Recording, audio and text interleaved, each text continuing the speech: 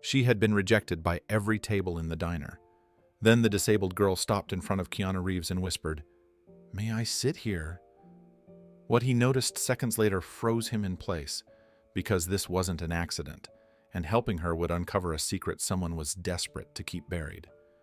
Before we continue this incredible story, let us know where you're watching from. If you enjoy stories like this, subscribe to the channel, because tomorrow we have another inspiring story you won't want to miss. The diner was full in the way only a small-town American diner ever was on a weekend afternoon.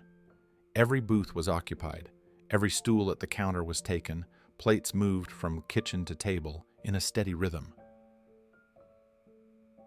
Coffee cups were refilled without anyone needing to ask, and the air carried the familiar mix of grilled onions, hot grease, and something sweet baking in the back. Laughter rose and fell in gentle waves. Conversations overlapped. An old jukebox in this corner played a song no one was really listening to, yet somehow everyone seemed to know. It was the kind of place where people came to feel safe, predictable, comfortable, a place where nothing unexpected was supposed to happen. Then the bell above the door rang. At first, no one paid attention. Bells rang all the time.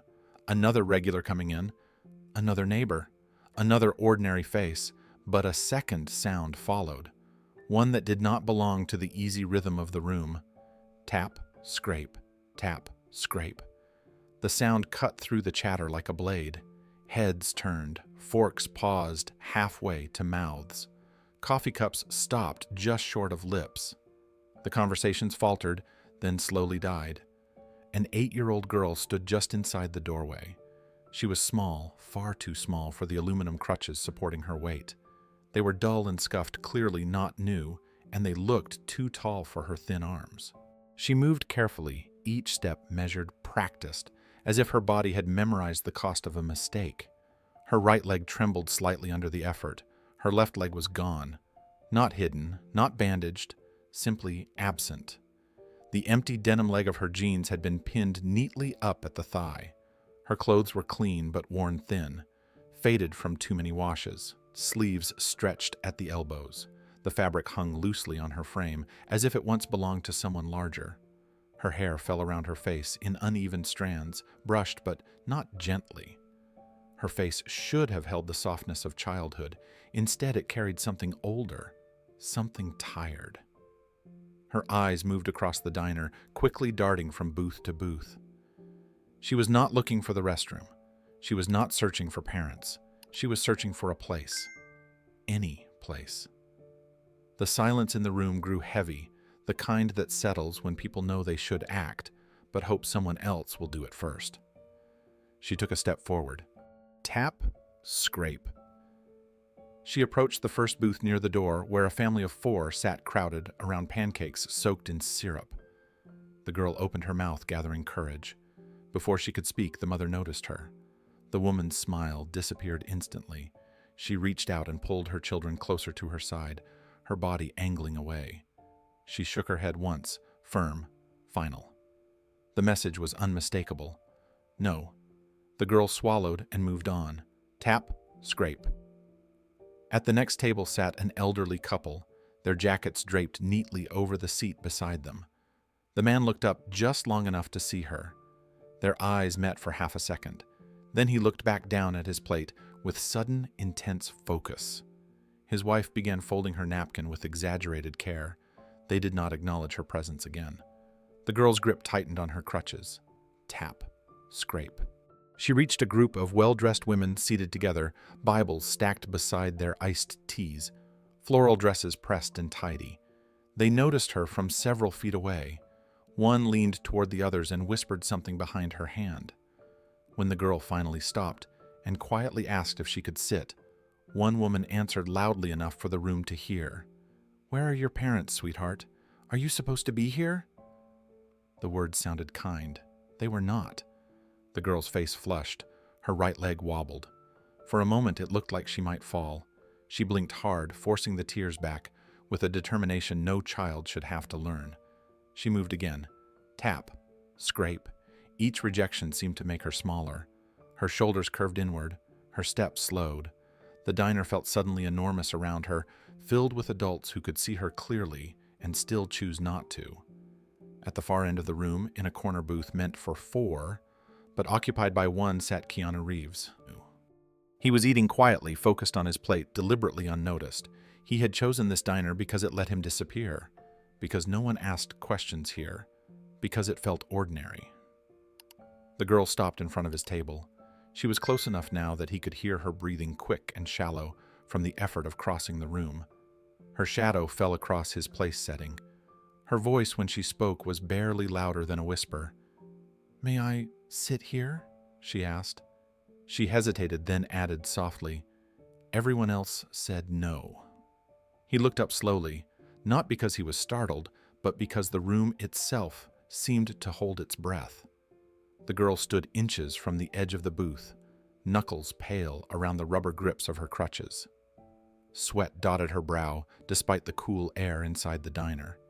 She smelled faintly of soap and old fabric and something else, something hollow like a child who had learned to ration everything, even hope. Around them, eyes followed the exchange, some curious, some uneasy, some already turning away, relieved it was no longer their responsibility. No one spoke. No one offered help. The jukebox hummed on, stubbornly cheerful. Keanu took in the details without staring. The way her jacket was zipped too high, as if to make herself smaller. The way her shoulders tensed, bracing for another refusal. The way she avoided his eyes, already preparing for disappointment. He felt something tighten in his chest, sharp and unfamiliar, as if the question she asked carried more weight than it should have. "May I sit here? Not can you help me? Not can I have food?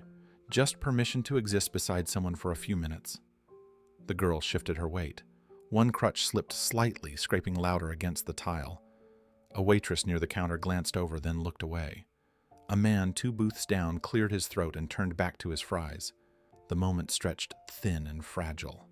Keanu set his fork down carefully. The sound was small, but it landed heavy in the silence. He raised his eyes fully to meet hers for the first time. What he saw there stopped him cold. This was not a child asking for comfort. This was a child asking for survival. And the answer would change everything inside that quiet diner forever. He studied her face, not searching for reasons to say yes, but recognizing how many reasons the room had invented to say no.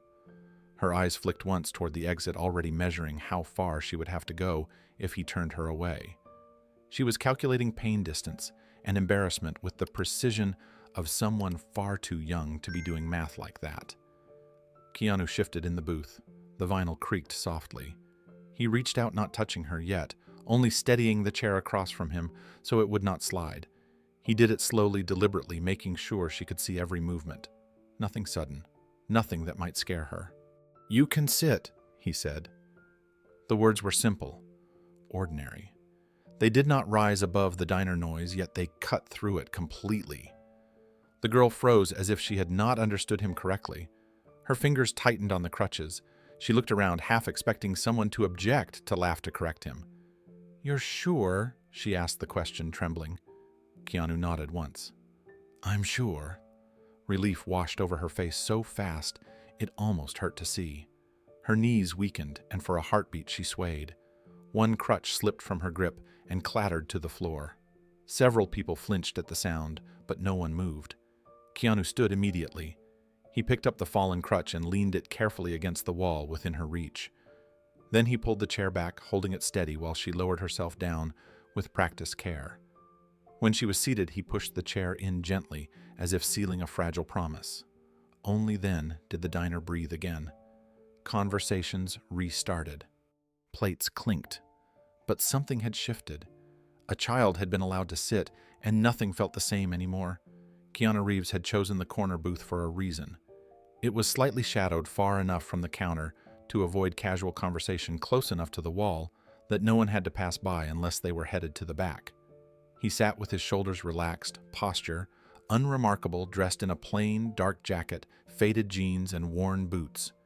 Nothing about him announced importance. Nothing invited attention. That was always the point. The staff knew him. They did not fuss. They did not whisper. They treated him the way everyone wanted to be treated in a place like this, as just another person eating lunch. His coffee had appeared without him asking. His order had been taken quickly and without comment. It was a small kindness, one he valued more than people realized. He liked this diner because it was ordinary, because it smelled the same every time, because the jukebox never changed its playlist, because no one expected anything from him here. He could sit, eat, think, and leave without leaving a trace. That illusion ended the moment the girl stopped at his table. At first he registered her the way anyone does when something enters their space. A presence, a shift. Then he really looked.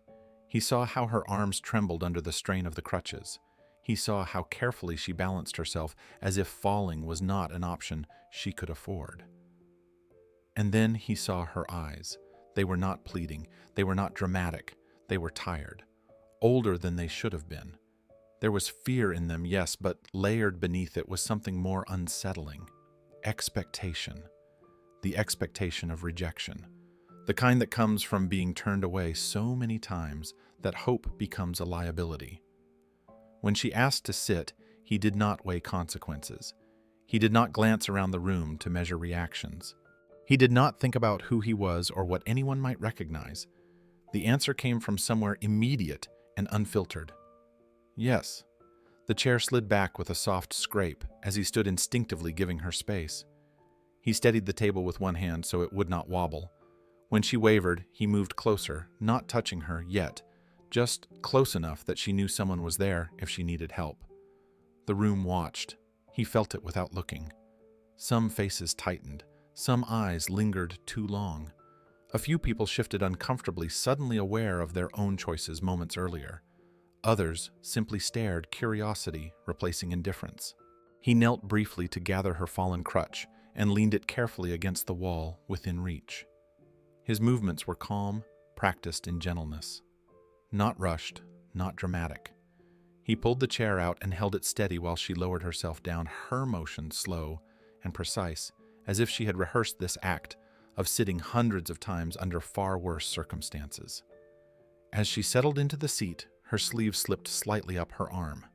Keanu noticed immediately. The bruises were not fresh. They were yellowed at the edges, fading in a way that told a clear story to anyone willing to see. Older injuries, healing without care, and beneath them, darker marks. Rounded, uneven, too deliberate. Fingerprints. His face did not change. He did not react outwardly, but something inside him went very still. This was not a child who had fallen.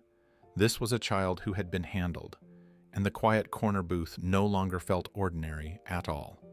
Keanu eased back into the booth across from her, moving slowly as if any sudden motion might shatter the fragile permission she had just been given to exist there. The vinyl seat creaked under his weight. The sound felt loud in the moment, but the girl did not flinch. That, too, registered. She had learned to endure noise without reacting. Another small detail filed quietly away. For a few seconds, neither of them spoke. The diner returned to life around them, but not fully. Voices resumed in lower tones. A waitress passed their table, paused, as if considering something, then continued on. The smell of coffee drifted between them. Steam rose from Keanu's untouched plate. He had lost his appetite without realizing it. The girl sat with her hands folded tightly in her lap, fingers twisting together until her knuckles blanched. She kept her eyes on the tabletop, studying the scratches in the wood as if they held answers. Her shoulders were tense, braced, waiting for the moment the kindness would be revoked. Keanu recognized that posture, not from fame or loss, but from years of watching people who had learned that good moments rarely lasted. "You're okay here," he said quietly, not as reassurance, as a statement of fact. She nodded once, though her body did not relax. Trust for her was not something granted quickly. It had been taken from her too many times. He shifted slightly and slid his plate farther away, making room between them. A subtle gesture. Space offered, not taken. He wanted her to feel that this was not his table she was borrowing. It was a shared one now. Across the room, the family near the door watched from the corner of their eyes. The mother's gaze lingered on the girl's crutches, then dropped to the bruises, now partially visible, Her face tightened. She looked away, shame flickering too late to matter. An older man at the counter cleared his throat again, louder this time, as if trying to reclaim the normalcy of the moment. The jukebox switched songs. Life insisted on continuing. Keanu's attention never left the girl. He noticed how she flinched slightly when a plate clattered behind her, how her breathing remained shallow, as though her body refused to believe it was safe enough to rest. He noticed the faint discoloration along her jawline, half hidden by her hair. Another bruise, older, carefully concealed. These were not accidents. He did not ask her about them. Not yet. He understood something fundamental. Questions asked too soon could feel like another interrogation, another test she might fail. Instead, he reached for his coffee, took a slow sip and placed it back down. Ordinary movements, familiar rhythm. He wanted her nervous system to learn something new, that nothing bad happened here, that silence did not mean danger. The waitress returned this time, stopping at the table. She glanced at Keanu, then at the girl, uncertainty written plainly on her face. "Can I get you anything?" she asked, directing the question gently toward the child. The girl looked at Keanu instinctively, seeking permission. "Yes," Keanu said calmly, meeting the waitress's eyes. "She'll have something to eat." The words carried weight, not authority. Assurance. The waitress nodded and smiled at the girl, a real smile this time. "What would you like, sweetheart?" The girl hesitated, eyes wide, as if the question itself were dangerous, as if wanting something might cost her later. Keanu felt the moment settle heavily between them. He leaned forward slightly, lowering his voice so only she could hear. "You don't have to decide fast," he said. "There's no rush." Her shoulders eased just a fraction. It was the first sign that the corner booth had begun to change from a place of refuge into something else entirely. The girl finally spoke again, her voice so soft it nearly blended into the diner noise. "Is it okay if it's something small?" Keanu nodded immediately. "Anything you want is okay." She studied the menu as if it were written in another language, eyes moving slowly, carefully. Hunger warred with caution. When she pointed to a simple grilled cheese, her finger hovered uncertain before touching the page. "That one," she said. The waitress smiled and wrote it down, then glanced at Keanu. He added aside without asking the girl to justify it. "Freeze. A milkshake. Nothing extravagant. Just enough." The waitress nodded, understanding more than she said, and walked away. As the girl waited, her shoulders finally dropped a little. She rested one hand on the table, the other still gripping her crutch. Her sleeve slipped again. Keanu saw the bruises clearly now. Not just one, several. Different ages, different colors, a quiet pattern of harm. Something settled firmly inside him. This was no coincidence. This was no misunderstanding. He met her eyes gently, not accusing, not probing, just present. "You're safe here," he said again. This time she believed him enough to nod. The food arrived quietly, without ceremony. A grilled cheese sandwich, cut cleanly down the middle, steam rising from the melted cheese. A small basket of fries, still glistening with oil and salt. A chocolate milkshake, set carefully at the edge of the table, the glass cool and heavy. It was not extravagant. It was not indulgent. It was exactly what a child should have, without having to explain herself. The girl stared at the plate, as if it might vanish. Keanu did not tell her to eat. He did not watch her too closely.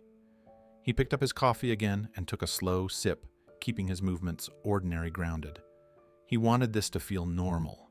Not like rescue, not like charity, just lunch. She reached for the sandwich with both hands. They trembled. Not the faint shake of excitement, not impatience. This was different. Her fingers shook as if they were unsure whether the food would stay where it was. She took a quick bite, then another, chewing fast, almost mechanically.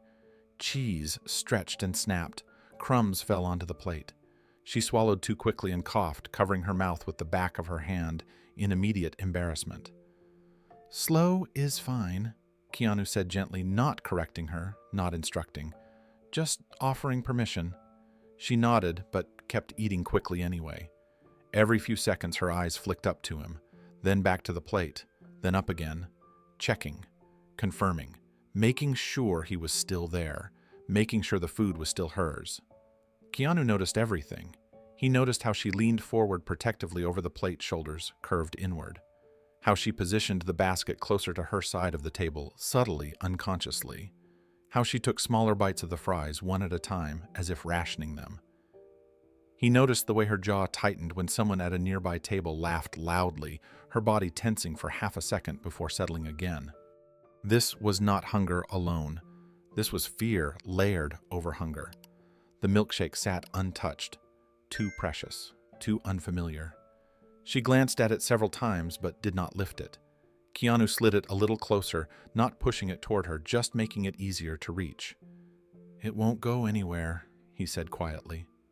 She hesitated, then wrapped both hands around the glass. The cold surprised her. She smiled for a split second, an involuntary expression that flickered across her face and vanished just as quickly. She took a careful sip, then another, eyes closing briefly as if her body needed a moment to process something good. Her jacket shifted as she leaned forward.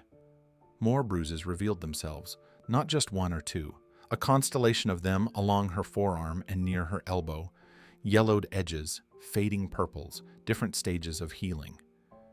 Keanu had seen enough injuries in his life to recognize timelines. These were not from a single incident.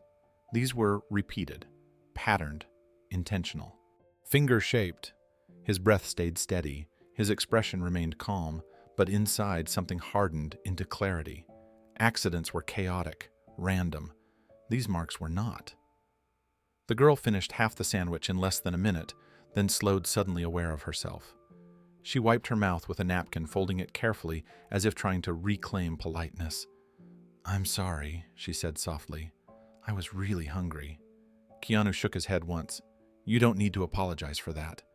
She nodded, accepting the words without fully believing them. Across the diner, a few people were watching now, watching the way she ate, watching the bruises they had chosen not to notice earlier, watching Keanu sit there unhurried, unshaken. He did not meet their eyes. His attention stayed on the child in front of him, because he knew now with absolute certainty that this was not misfortune. This was harm, and it was ongoing. She slowed only when her body forced her to. The urgency faded just enough for caution to creep back in. She set the sandwich down carefully, aligning it with the edge of the plate, as if order itself were something she had learned to practice. Her hands remained close to the food, never fully retreating, as though distance might invite loss. Keanu stayed quiet. He understood that silence used correctly could be safer than questions. He had learned over the years that people who had been hurt did not open up because someone demanded answers. They opened up when they sensed they would not be punished for telling the truth. A man at the counter laughed suddenly, loud and sharp.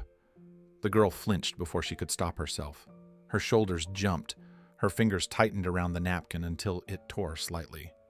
Keanu noticed. He noticed how quickly she tried to correct herself, smoothing the napkin, lowering her head, making herself smaller again, as if her reaction itself were a mistake. "It's okay," he said quietly, not referring to the noise, not drawing attention to the flinch, just grounding the moment. She breathed out slowly, like someone letting go of air they had been holding too long. She picked up a fry, then another, chewing more slowly now. Her eyes stayed mostly on the plate, but every so often she glanced up at him again, not seeking conversation, seeking confirmation that he had not changed his mind, that she had not done something wrong. Keanu shifted his posture slightly, resting one forearm on the table. Open, relaxed. He wanted his body language to say what words did not. "I am not leaving." Her jacket sleeve slipped again as she reached for the milkshake. This time, the bruises on her upper arm were visible, darker than the others, newer, the shape unmistakable. Keanu felt a familiar tightening in his chest, a quiet anger he had learned to control long ago. Anger could frighten a child like this. Anger could shut her down. So he did what he always did when emotions surged. He slowed everything else. He counted his breathing. He grounded himself in the present moment. The hum of the diner, the weight of the table beneath his hand, the small, steady fact that she was here now eating. He did not ask who had done it, not yet. He watched the way she held the milkshake with both hands like something fragile and valuable, the way she took small, careful sips, pausing between them as if worried she might be told to stop. The way her eyes softened slightly with each swallow, as if her body were beginning to remember what nourishment felt like. She finished the sandwich at last and sat back unsure.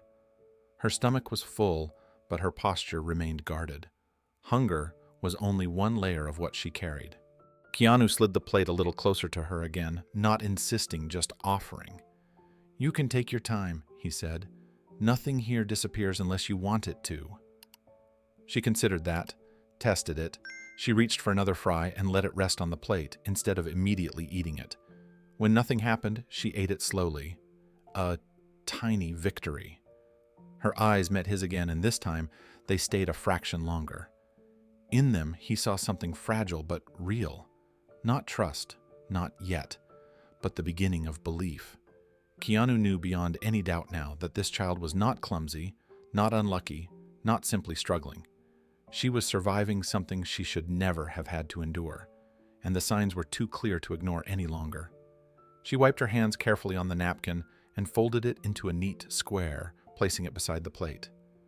The movement was precise, almost formal, like a habit learned in a place where small mistakes carried consequences. She glanced at the empty half of the sandwich, then at Keanu, uncertainty flickering again across her face. "Is it okay if I don't finish it all right now?" she asked softly. "Yes," he answered without hesitation. "You can eat later too." Her shoulders relaxed just a little more at that. She leaned back against the booth, exhaling slowly. For the first time since she had entered the diner, her body stopped bracing for impact. Not completely, but enough. As she shifted, her jacket fell open slightly, revealing a faint bruise near her collarbone. Older than the others, almost healed, almost invisible, the kind meant to be hidden. Keanu saw it clearly. He did not react. He did not let his eyes linger. But inside, the last trace of doubt disappeared. These marks told a story more honest than any words, a story of control, of fear, of repeated harm disguised as normal life. This was not about hunger anymore. This was about safety. Keanu looked at the girl, really looked at her, and made a quiet decision. One that did not need to be spoken yet. One that would change the course of her life, whether she understood it now or not. He would not walk away. Not this time. For a while they sat without speaking. Not the heavy silence of discomfort, but the careful quiet that follows when something fragile has been placed gently on a table and no one wants to be the first to knock it over. The diner noise softened around them, fading into a distant blur of clinking plates and murmured voices. It was still there, but it no longer mattered. Keanu broke the silence first. "What's your name?" he asked. He kept his voice low, steady, without pressure. Not the tone adults use when they expect an answer, the tone they use when they are willing to wait. The girl hesitated. Her fingers tightened around the edge of the booth, as if even her name required permission. "Lyra," she said at last. The word landed softly between them. "That's a beautiful name," Keanu said. She looked up startled. Compliments were not something she seemed accustomed to. Her eyes searched his face, checking for sarcasm, for conditions. Finding none, she nodded once, unsure what to do with the words. He glanced briefly at her plate, then back at her. "Are you still hungry?" Lyra nodded again. A small movement, honest. She reached for a fry, ate it slowly this time, and kept listening. The way she listened told him everything. Her body leaned slightly forward, alert, as if she had learned that attention could vanish without warning. She was not just hearing him, she was bracing for what might come next. "You don't have to tell me anything you don't want to," Keanu said, "but you looked like you were carrying a lot when you walked in." Lyra's gaze dropped to the tabletop. She traced one of the scratches in the wood with her fingertip, following it back and forth, as if it were a path she could walk without getting lost. "I'm not supposed to be here," she said quietly. Keanu did not interrupt. "I ran away." She added the words barely above a whisper. There was no drama in her voice. No defiance, no excitement, just fact. She paused, waiting for a reaction. When none came, she continued. "I didn't mean to," she said, "and I couldn't stay anymore." Her breathing quickened slightly as she spoke. The words seemed to pull something loose inside her, something that had been held too tightly for too long. She swallowed hard and wiped her nose with the back of her hand, embarrassed. "I tried to be good," she said quickly, as if afraid she needed to justify herself. "I really did." Keanu remained still. He did not nod too much. He did not offer reassurance too soon. He let her own words find their way out. "They said I cause problems?" Lyra continued. "But I don't mean to. I try to be quiet. I try not to need things." Her voice cracked on the last sentence. She pressed her lips together, fighting it, fighting the tears the same way she had fought hunger, with discipline learned too early. Keanu felt the shift before it fully happened, the moment when restraint began to fail. "You're not in trouble here," he said softly. That was all it took. The tears came suddenly spilling over before she could stop them. At first they were silent. Her shoulders trembled. Her face twisted as she tried to keep control, one hand flying up to cover her mouth, as if crying itself were something she might be punished for. Then the sound broke free, a small, broken sob that seemed to surprise even her. The diner went quiet again, not the uncomfortable silence from before, not avoidance. This time heads turned slowly. People noticed the child they had refused, the tears they had ignored, the man sitting across from her, unmoving, steady, letting her cry without telling her to stop.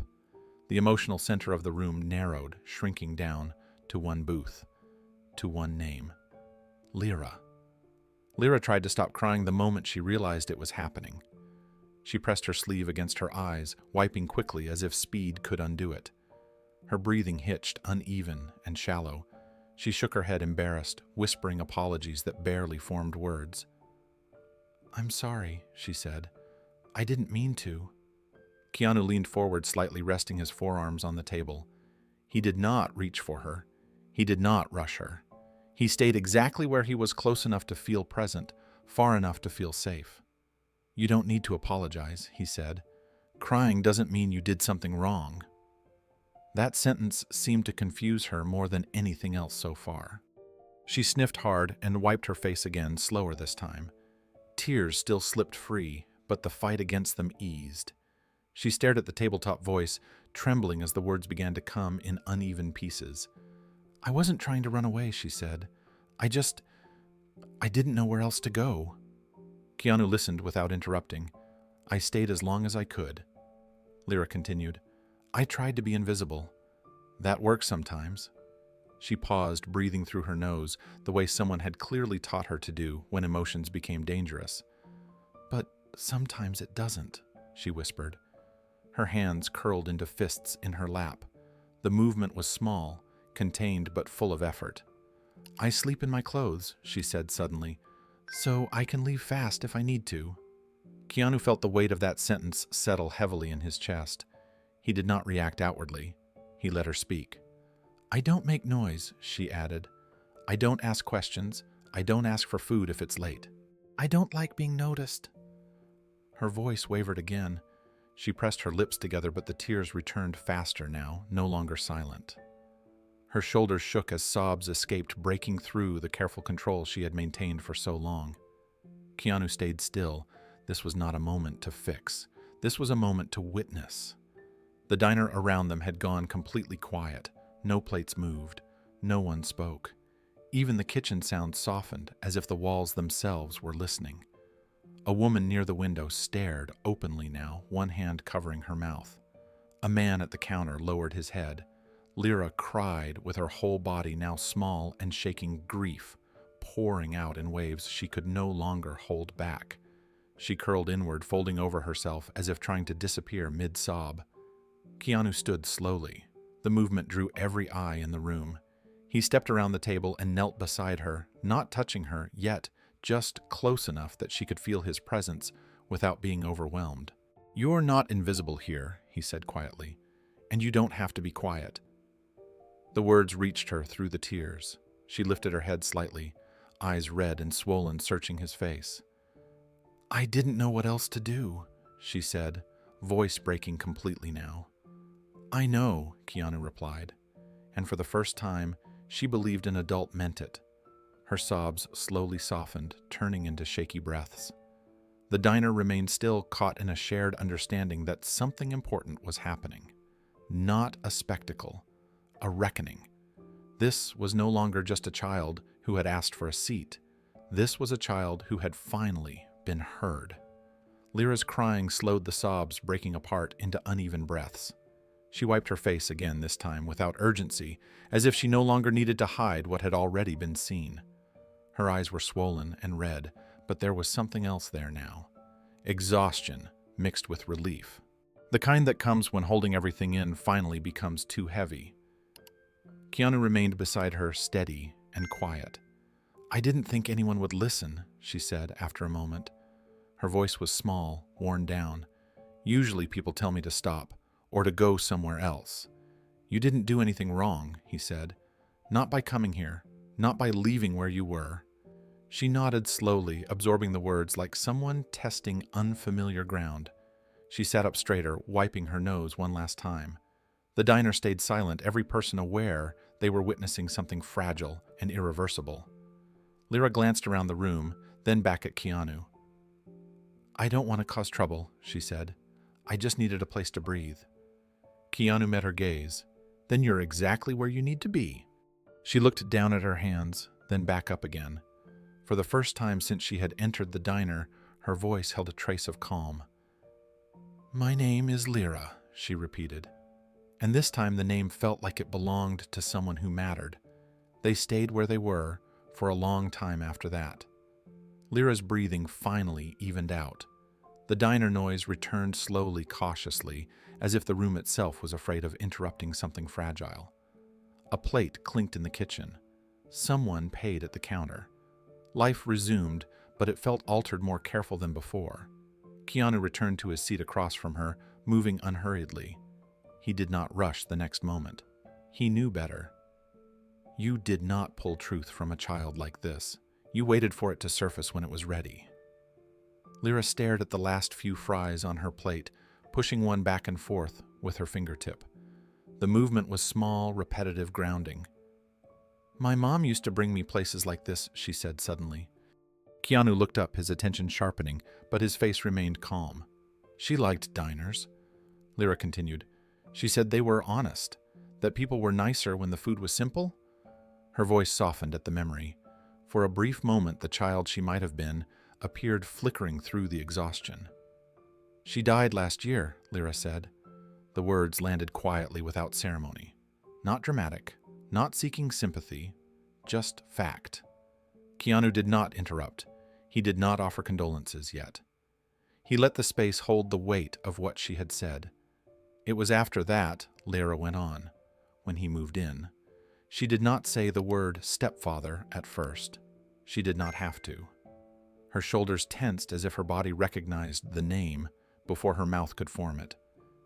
"He was nice at the beginning," she said. "Everyone said how lucky we were." She swallowed. "He talked a lot," Lyra added. "He was good at that." Keanu felt the meaning settle in. "He said he would take care of us," she continued. "And at first he did.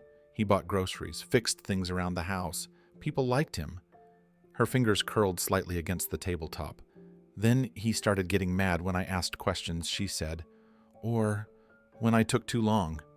She glanced up at Keanu quickly, then back down, checking for judgment. "I tried not to need help," she said. "I really tried." Keanu nodded once, slowly, not agreeing, not correcting, just acknowledging. "The accident happened when we were alone," Lyra said after a pause. Her voice dropped even lower. "He said I wasn't supposed to be in the garage."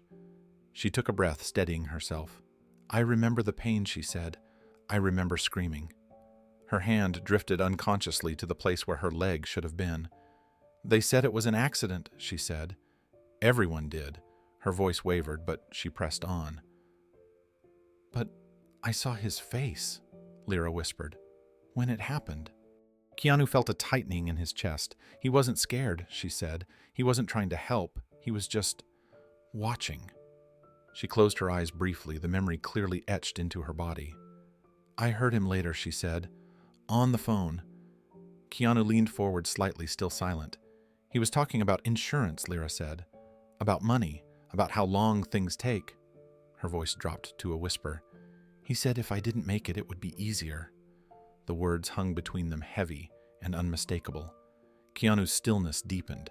This was no longer about suspicion. This was about intention. Lyra looked up at him, eyes searching.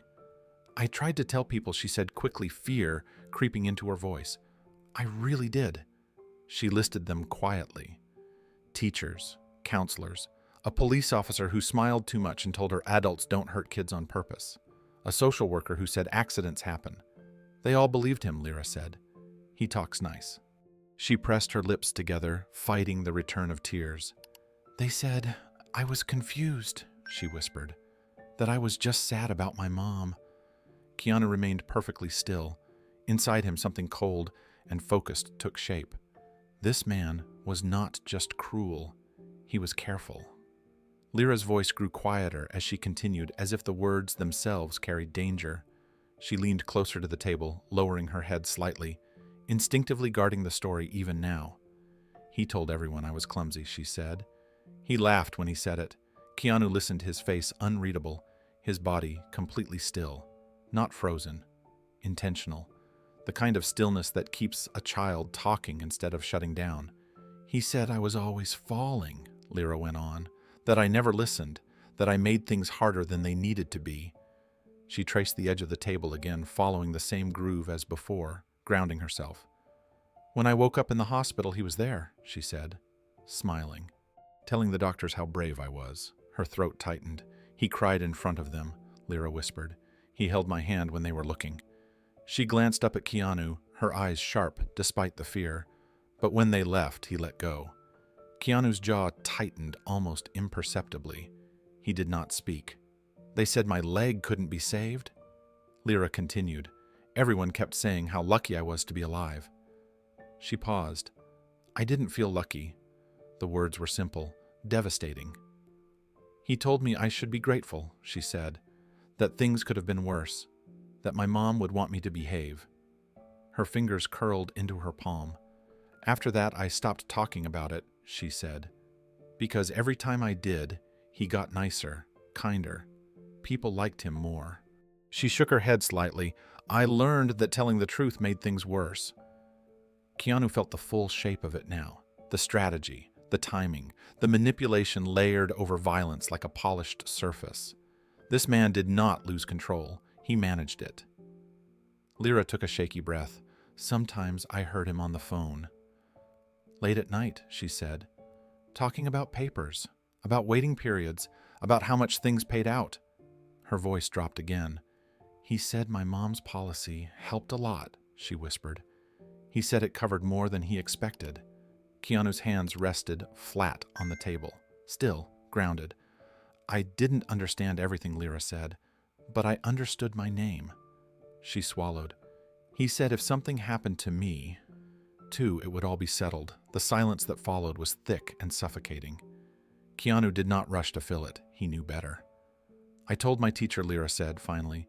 "She said I was imagining things because I missed my mom." She told the school counselor. The counselor said trauma can make kids confuse accidents with feelings. She told a police officer once, voice shaking, heart pounding. He smiled gently and said, "Accidents don't mean intent." He talked to them after Lyra said, "I don't know what he said, but they never asked me again." Her eyes filled with tears, but this time she did not cry. The tears stayed suspended, heavy and burning. "I thought maybe it was my fault," she said, "because if everyone believed him, maybe I was wrong." Keanu leaned forward just enough to be unmistakably present. "You're not wrong," he said quietly.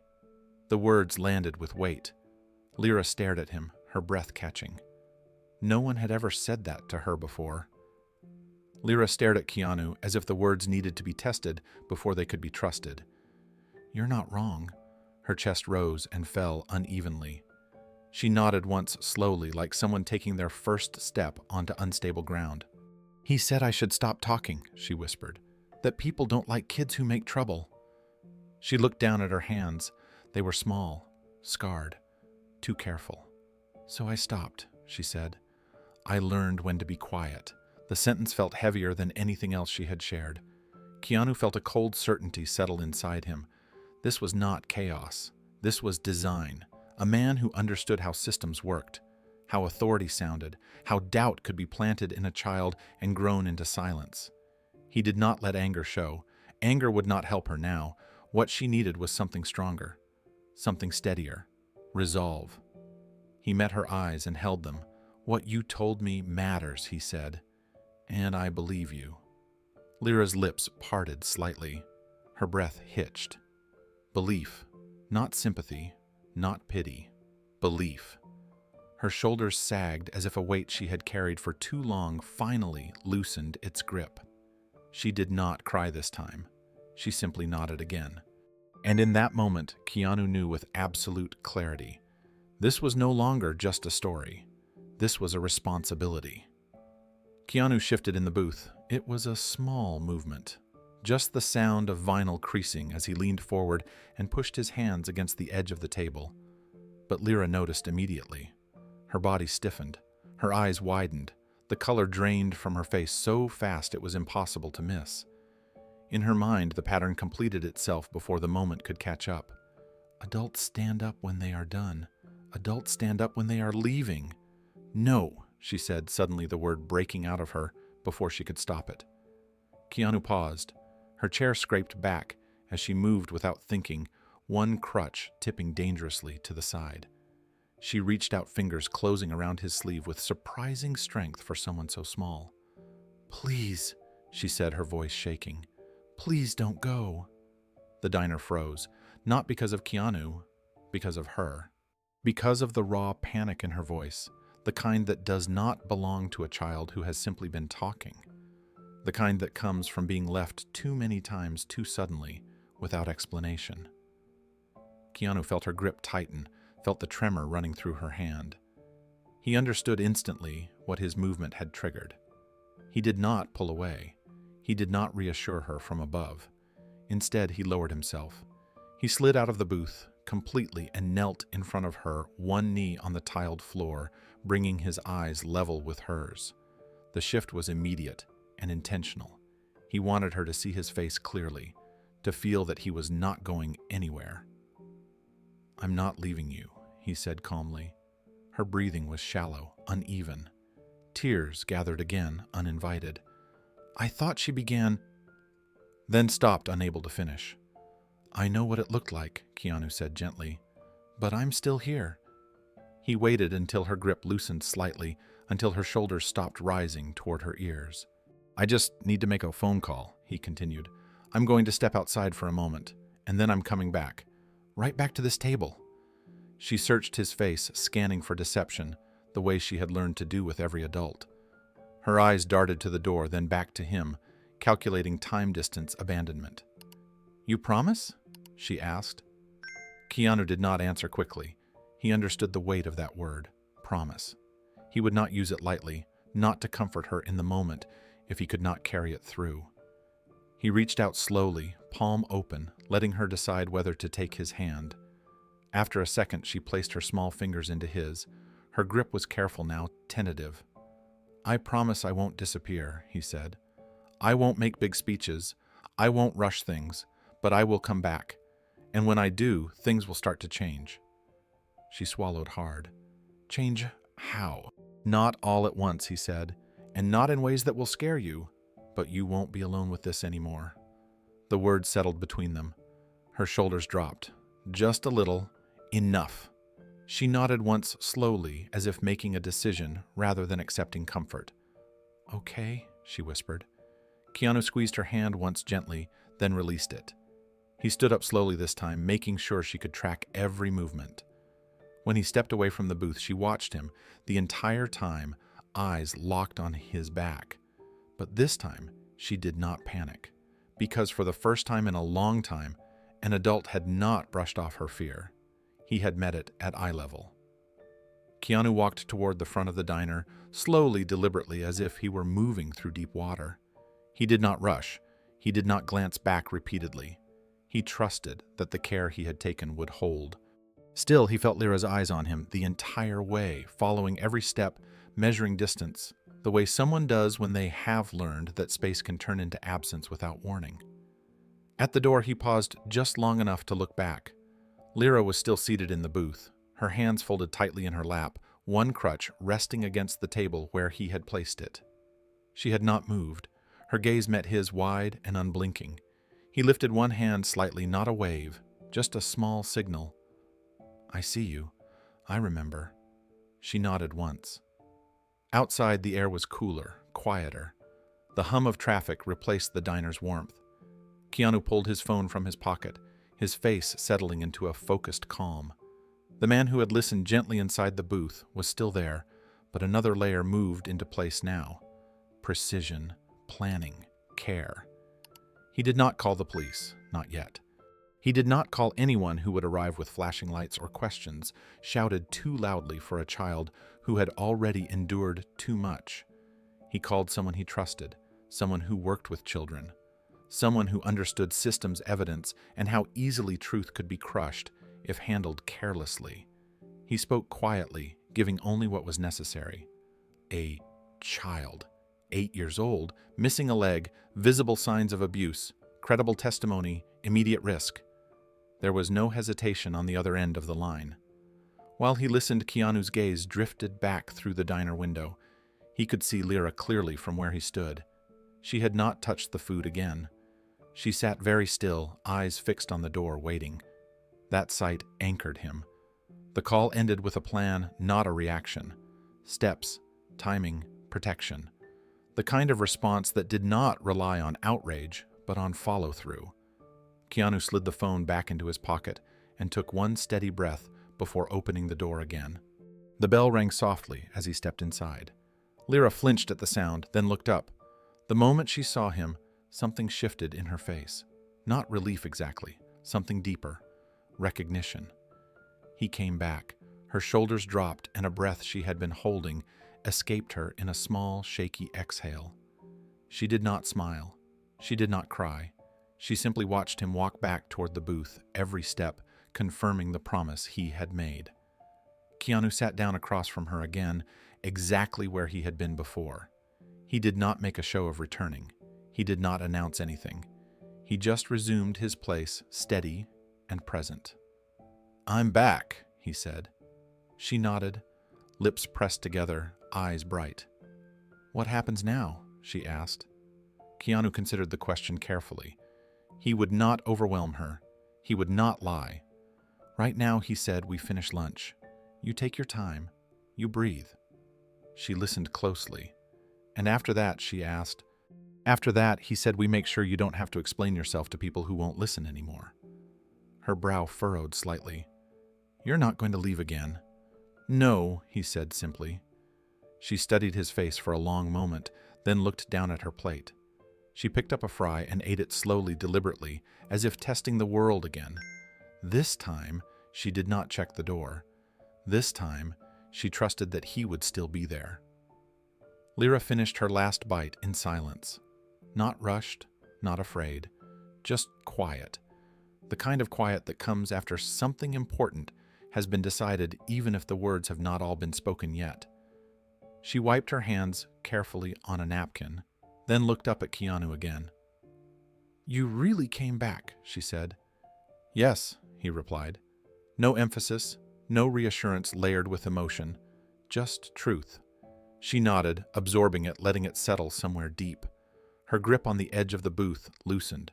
Her shoulders relaxed another fraction. The room around them seemed to fade, the diner returning to noise and movement without demanding her attention. Keanu leaned back slightly, giving her space while still staying close. "You don't have to do anything right now," he said. "You've already done the hardest part." "What part?" she asked, telling the truth to someone who listened. Lyra considered that. Then very slowly she slid her hand across the booth toward him. Not grabbing this time, just resting it near his. He placed his hand beside hers, not touching unless she chose to. After a moment, she let her fingers curl around his. It was a small thing, almost invisible to anyone else, but for Lyra, it was everything. For the first time in a long while, she had chosen to trust. And Keanu understood exactly what that meant. Keanu stepped outside the diner without drawing attention. No raised voices, no dramatic exit, just the soft chime of the door and the afternoon air settling around him. The street looked ordinary. Cars passed, A couple walked by with coffee cups. Life moved the way it always did, unaware that something fragile and urgent had just been placed in his care. He leaned against the brick wall beside the window where he could still see inside. Lyra sat in the booth, now a mug of warm cocoa placed in front of her by the waitress. The woman had crouched to speak to her eye-level voice, gentle. It was a small shift, but it mattered. Keanu took out his phone. He did not scroll. He did not hesitate. The first call went to an attorney he trusted, not a celebrity lawyer, someone who understood child protection cases, custody laws, and how easily stories like this fell apart when handled carelessly. Keanu spoke calmly, precisely. He did not embellish. He laid out facts. An 8-year-old girl. Missing a leg, visible bruising, statements about abuse, insurance conversations overheard, a clear pattern. The attorney did not interrupt. When Keanu finished, there was a pause on the line. "She needs protection immediately," the attorney said. "I know," Keanu replied. "I want this done right." The second call went to a child advocacy specialist, someone who had spent years working with traumatized children. Someone who understood how memory worked under stress, how to ask questions without contaminating truth, how to build safety before seeking testimony. Keanu gave the same careful account, no emotion layered over it, just clarity. "She trusts you," the specialist said. "That matters more than you think." "I won't misuse that," Keanu said. The third call took longer to place, not because he hesitated, because he chose carefully. He reached out to a journalist he had worked with before, not someone who chased clicks, someone who understood restraint, someone who knew how to protect a child's identity while exposing a system's failure. Keanu was explicit. "This does not go public until safeguards are in place," he said. "No names, no photos, no angles that turn a child into a headline." There was no argument. When the call ended, Keanu remained where he was for a moment, phone still in his hand. He exhaled slowly. Not relief. Focus. Inside the diner, things were changing. The same family that had pulled their children closer earlier now watched from across the room, discomfort written plainly on their faces.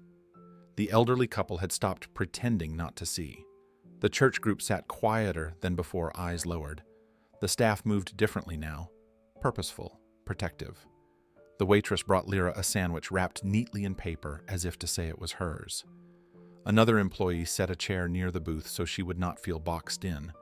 Someone turned the jukebox down a notch, the volume softened without announcement.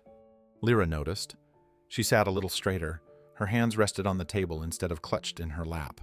She glanced toward the door once, then again. Keanu caught her eye through the window and raised his hand slightly. Not a wave, just a signal. "I'm here." She nodded. The diner, which had failed her minutes earlier, was now watching. And once a community begins to watch, it becomes much harder to look away again. Keanu stayed outside longer than necessary, not because there was more to do, but because timing mattered. Systems responded best when pressure was applied quietly and in the right order. He sent a short follow-up message to the attorney with Lyra's full name, spelling it carefully. Another message went to the advocacy specialist with the diner's address and a request to arrive discreetly. No sirens, no uniforms yet, not until Lyra was ready. Inside, the diner continued to shift around her. Marie, the waitress, brought a small plate of cut fruit and placed it gently beside the cocoa. "You can take your time," she said, as if time itself were something Lyra had been denied and was now being returned. Lyra nodded, eyes flicking briefly to the door again before settling on the plate. She took a grape, then another, slower this time. A man from the counter stood up, hesitated, then walked over. He didn't speak to Lyra. He spoke to Marie.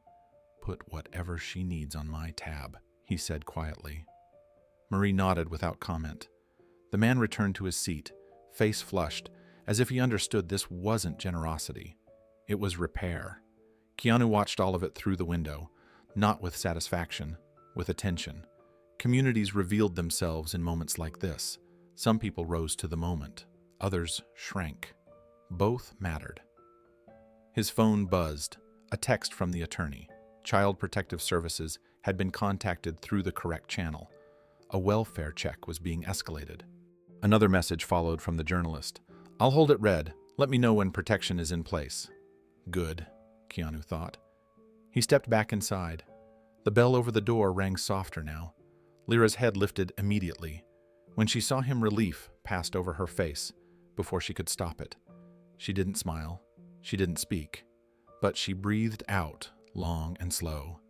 "I'm back," he said simply. She nodded, fingers tightening briefly around her mug. Keanu sat across from her, not too close, the way he had before. "Some people are coming," he said. "They help kids. They know how to listen without hurting." "Will I have to go back?" she asked. The question came out flat. "Practiced." "No," he said. Not softly, not loudly, just certain. "Not today." Her shoulders dropped, just a little. The door opened again. A woman stepped in alone. No badge, no clipboard visible. She scanned the room once, then met Keanu's eyes. He gave a small nod. She approached, slowly, crouched, when she reached the booth. "Hi, Lyra," she said. "My name is Anna. I talk to kids when grown-ups haven't done a good job listening." Lyra looked at Keanu. He nodded once. Anna stayed quiet after that, letting Lyra decide. The diner had gone nearly silent again, but this time it wasn't the silence of avoidance. It was watchfulness. Everyone knew something important was happening, and no one wanted to be the reason it broke.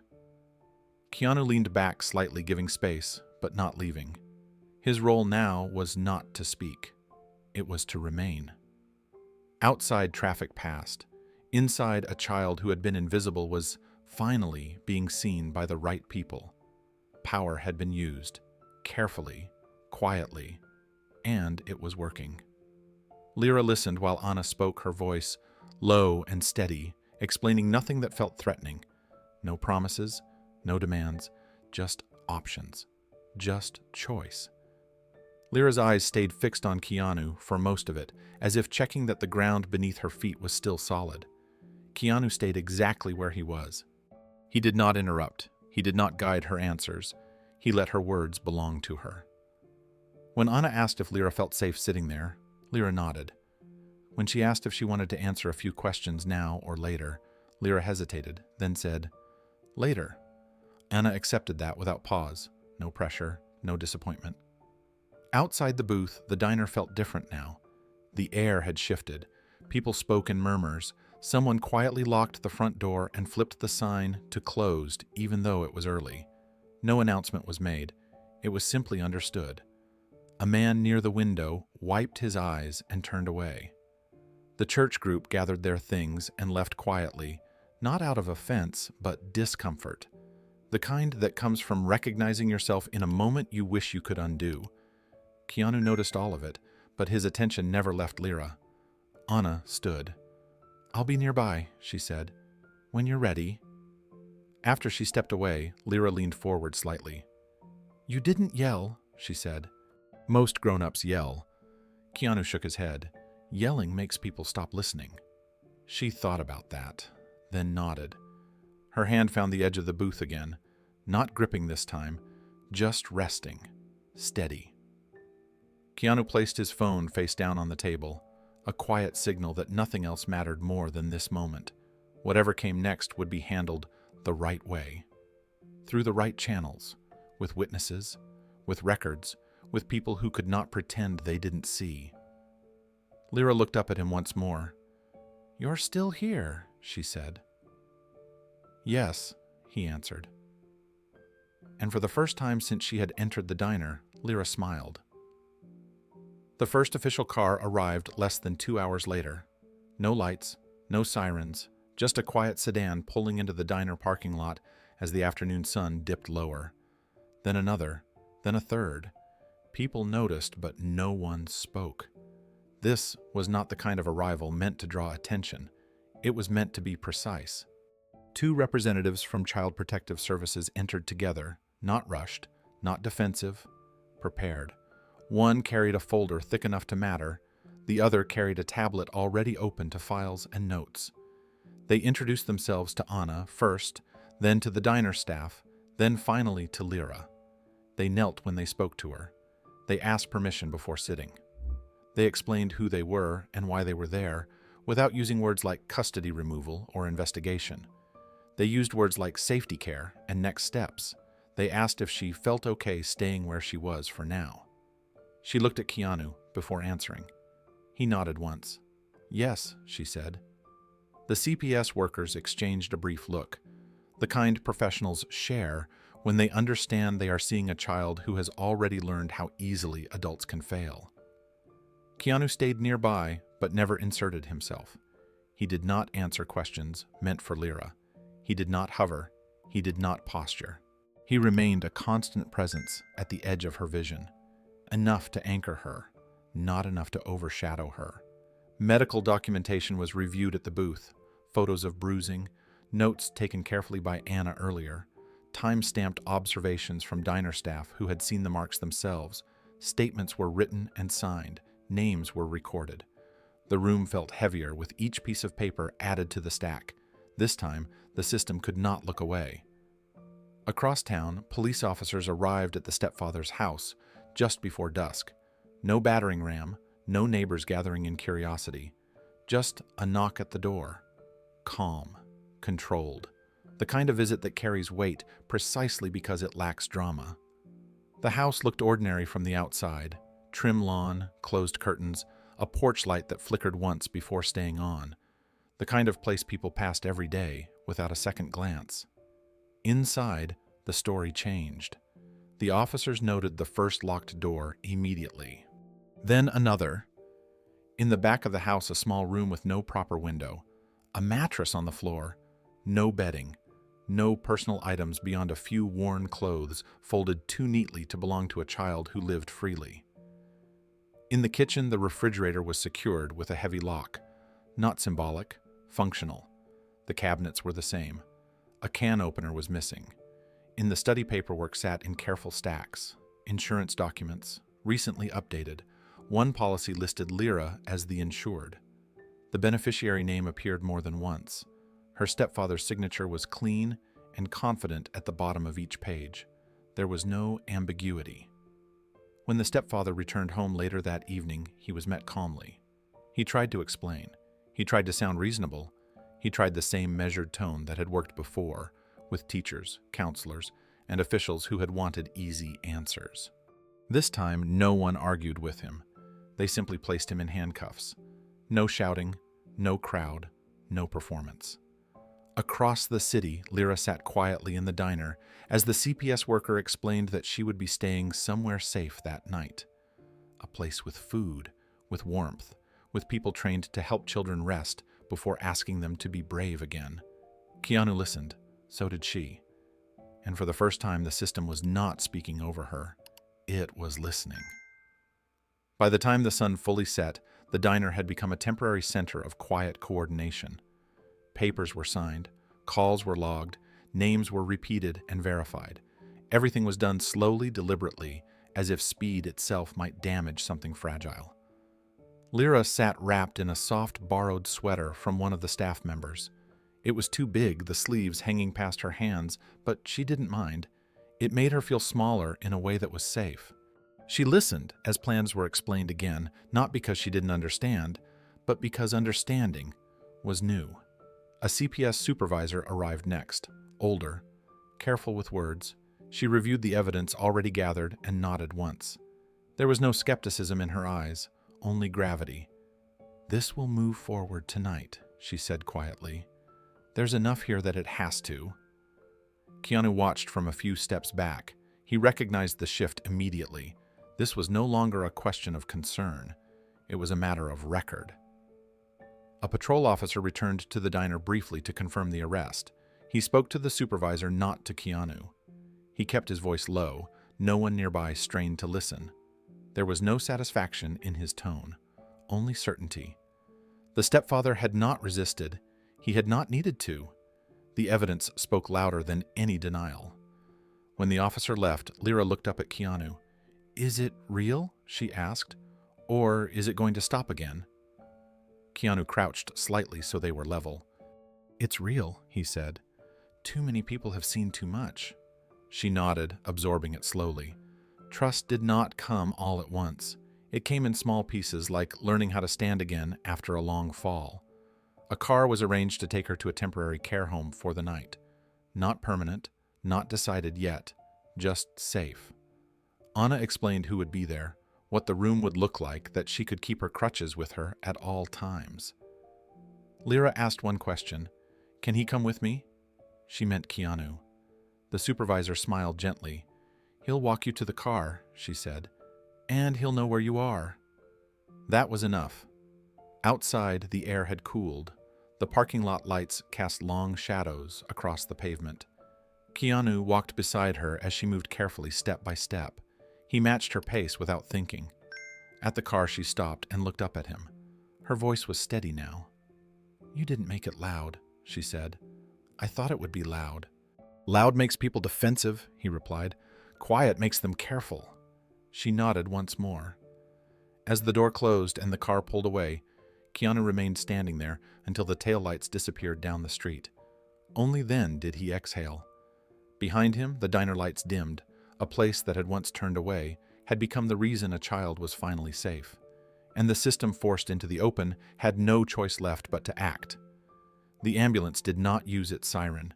It moved through the streets quietly, respectfully, as if understanding this was not a moment for urgency, but for care. Lyra lay on the stretcher with a blanket pulled up to her shoulders, her crutches secured beside her so they would not be taken away. She watched the ceiling lights pass overhead one by one, her breathing steady but shallow. Keanu sat beside her, not at her feet, not standing over her. In the chair, pulled close enough that she could see him without turning her head. His presence was the one constant as everything else changed around her. At the hospital, the intake was calm and thorough. No rushing, no shouting of codes. Nurses spoke in low voices. A pediatric doctor introduced herself and explained every step before it happened. Blood pressure, temperature, weight, measurements taken carefully, the numbers written down without comment. But the looks exchanged between the professionals said enough. Lyra was severely underweight, not from illness, from deprivation, the kind that happens over months, not days. Her body had learned to conserve energy, her growth had slowed, her systems were strained but still fighting. "She's been surviving," the doctor said quietly to another nurse. "Not living." Keanu heard it. He said nothing. They moved her to a private room in the pediatric wing. The walls were painted a soft color meant to calm children. A cartoon mural curved along one wall, faded from years of cleaning. The bed was adjusted lower so she could climb in more easily. Someone placed her crutches against the wall within arm's reach. That detail mattered. An IV was prepared not with urgency, but precision. Fluids first. Nutrition introduced slowly. The doctor explained the risks of feeding too quickly. Refeeding syndrome. Electrolyte imbalance. Things that happened when a body had been starved and was suddenly asked to accept too much. Lyra listened. She asked no questions. She trusted them to explain what she needed to know. When the needle went in, she flinched only slightly.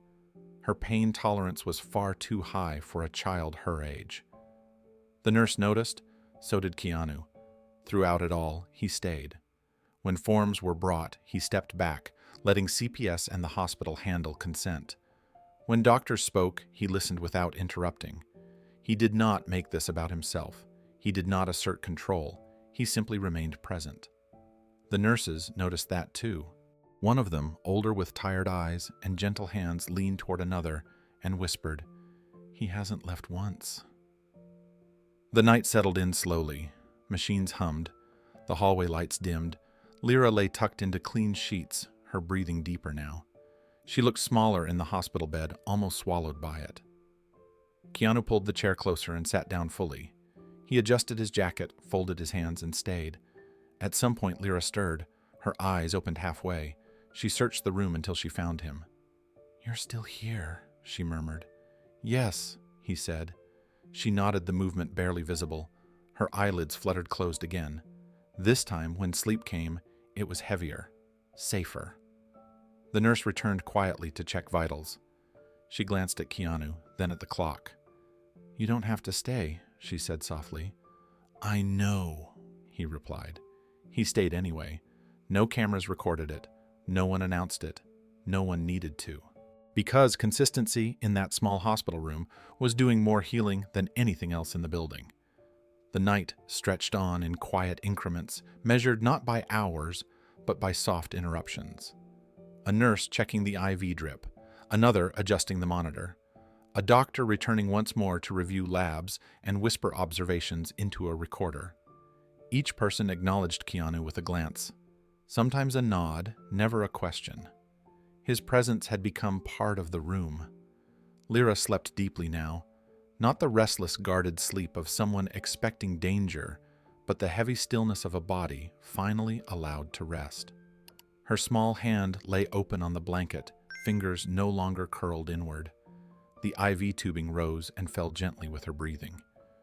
Keanu watched the details most people missed, the way her face twitched occasionally, as if old memories tried to surface, and then faded. The faint crease between her brows that slowly smoothed out as the night went on. He did not touch her unless necessary. He understood that even comfort needed permission.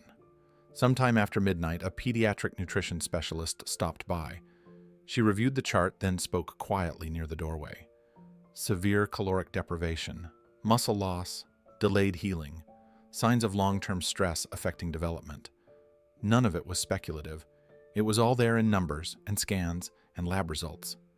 "She's lucky," the specialist said. "Another few weeks and this could have gone very differently." Keanu nodded once. The word lucky felt inadequate, but he understood what she meant. Survival had been a narrow margin. When the room was quiet again, he leaned back in the chair and closed his eyes briefly. Not to sleep, just to reset. The chair was uncomfortable. The air smelled faintly of antiseptic. None of that mattered. What mattered was that she woke up and saw the same face she had trusted hours earlier. And she did. Just before dawn, Lyra stirred again. Her eyes opened more fully this time. She looked confused at first, then oriented herself slowly. Hospital room, bed, machines, and then Keanu. Her gaze lingered on him longer than before. "Is it morning?" she asked. "Almost," he said. She swallowed. "Did I do okay?" The question landed heavier than any diagnosis. He leaned forward slightly. "You did more than okay," he said. "You were very brave." She thought about that, then nodded. Her voice was steadier now. "It doesn't hurt as much," she said, gesturing vaguely to her body. "That's the medicine working," he replied. She looked relieved. Her eyes drifted shut again, but this time she fought sleep just long enough to speak once more. "You didn't leave," she said, not as a question. "No," he answered. "I told you I wouldn't." Her breathing evened out again. Outside the window, the sky lightened from black to gray. A new day beginning without urgency, without noise. A nurse returned to change shifts. She paused at the doorway, glanced at Keanu still sitting there, and smiled faintly. Consistency, she thought. And in that room, it was changing everything. The case did not explode across headlines. It moved the way real justice often does. Quietly, methodically, with paperwork instead of spectacle. Charges were filed within days, not just for abuse, but for criminal neglect, unlawful restraint, and fraud. Investigators reopened insurance claims that had been processed years earlier. Files that had once been stamped and archived were pulled back into the light. Timelines were re-examined. Medical records were compared against statements that no longer aligned. Questions began to surface. Not shouted, asked carefully. Why had Lyra's mother's policy been taken out so shortly before her illness worsened? Why certain follow-up reports had never been completed? Why warning signs had been documented but not pursued? No one rushed to assign blame publicly, but behind closed doors, accountability began to take shape. Keanu was not present for most of it. He did not attend interviews unless asked. He did not offer commentary. He did not push. He understood something many people didn't. Systems worked better when they were allowed to do their job without pressure to perform. While the case advanced in conference rooms and court filings, another kind of recovery unfolded more quietly. In the hospital, Lyra's days found a rhythm. Meals came on a schedule. Small portions at first, carefully balanced. She ate slowly now, pausing between bites, learning that the plate would not disappear. Sometimes she stopped eating and looked up, checking the room. When she saw Keanu nearby, she continued. Sleep changed too. The first few nights were still broken by nightmares. She woke startled, disoriented, her hand reaching out instinctively. Each time, Keanu was there, not waking her abruptly, not asking questions, just sitting close enough that she could see him when her eyes opened. Gradually, the nightmares loosened their grip. She began sleeping through the night, deep, unguarded sleep, the kind children were meant to have. Doctors noted improvements, vitals stabilizing, color returning to her face, small gains in weight, not dramatic, but real. There was laughter, too. It came unexpectedly one afternoon when a nurse dropped a stack of charts and muttered something under her breath. Lyra laughed before she could stop herself. The sound surprised her. She froze, eyes wide, as if waiting for correction. Keanu didn't react. He didn't smile encouragingly. He didn't comment. He simply stayed. A moment later, she laughed again, softer this time, then stopped, glancing at him once more. He met her eyes and nodded, just once. It was enough. Outside the hospital room, professionals came and went. Therapists introduced themselves. Social workers explained next steps. Plans were made for temporary placement once she was discharged. Safe people, trained people, places where routines would continue. Keanu listened, asked questions when appropriate. He did not dominate the conversation. He understood that this part of her healing required more than him, but he was there when she needed reassurance, when paperwork overwhelmed her, when the idea of another place, another bed, another set of walls made her quiet. He did not promise permanence. He promised presence, and for Lyra that was new enough to change everything. The aftermath no one saw was not dramatic. It was slow mornings, warm food, gentle voices, a chair beside a bed that was never empty.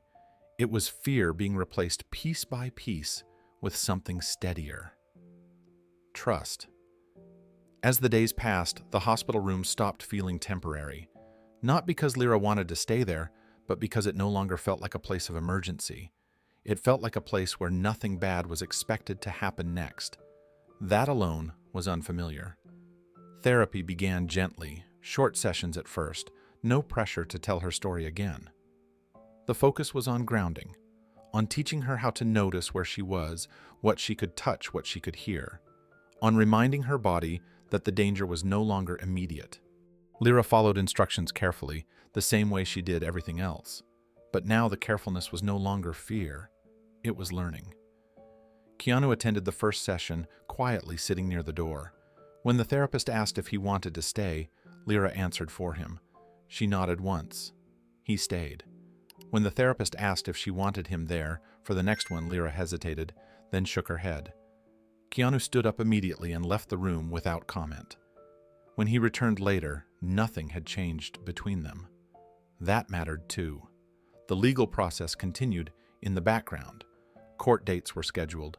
Financial records were frozen.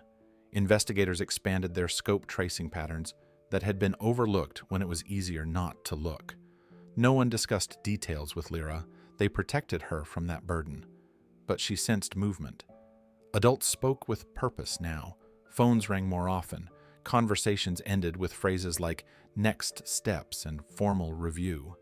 At night, Keanu still came. Sometimes he brought a book and read quietly in the chair beside her bed, not always aloud. Sometimes he sat in silence, hands-folded eyes distant but alert. Sometimes he fell asleep in the chair without realizing it, waking when a nurse entered, embarrassed but unbothered. He never missed a night. Lyra noticed everything. One evening while eating dinner slowly, she looked up at him. "You don't have to stay forever," she said. It wasn't a request, it was an offering. "I know," he replied. She nodded.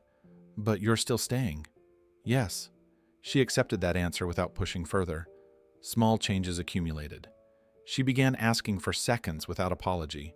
She stopped flinching when footsteps passed the door. She started leaving her crutches against the wall instead of gripping them constantly. One afternoon she forgot where she had placed them and didn't panic. That night she slept without waking once.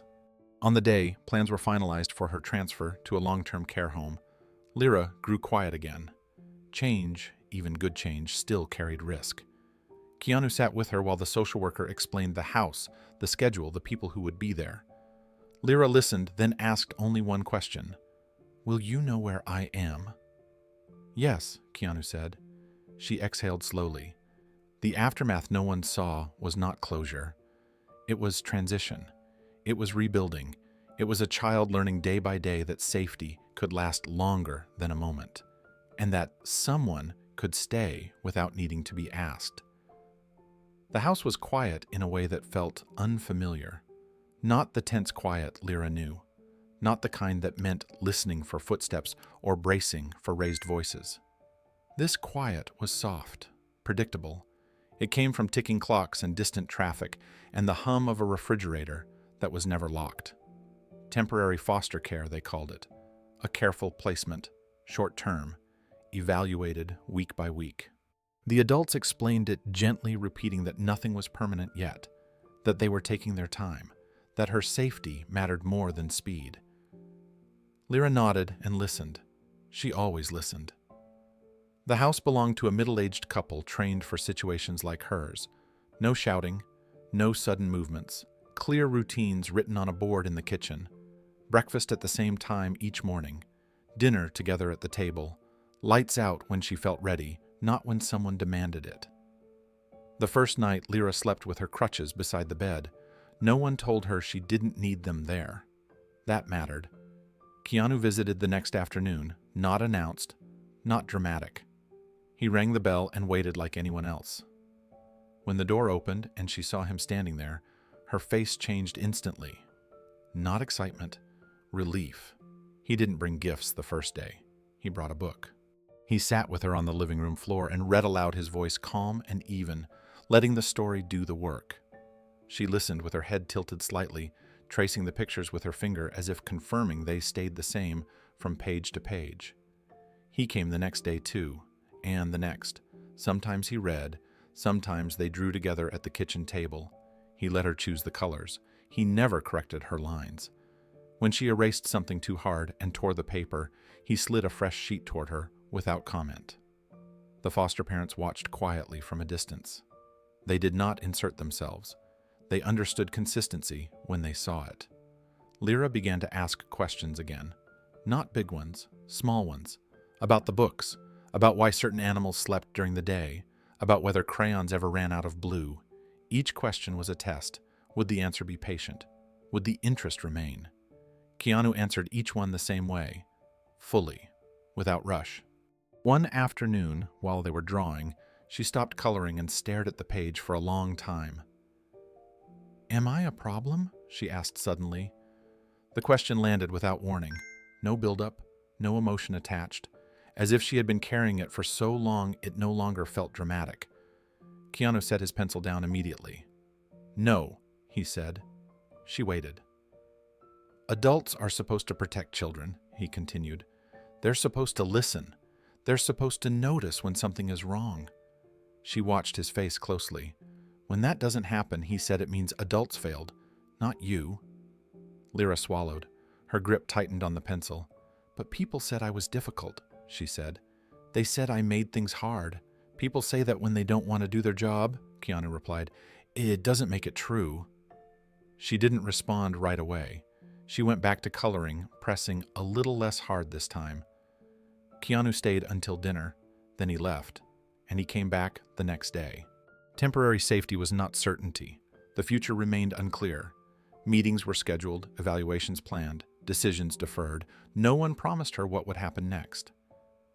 But each afternoon at the same time, Keanu arrived, and for Lyra, that repetition began to mean something stronger than reassurance.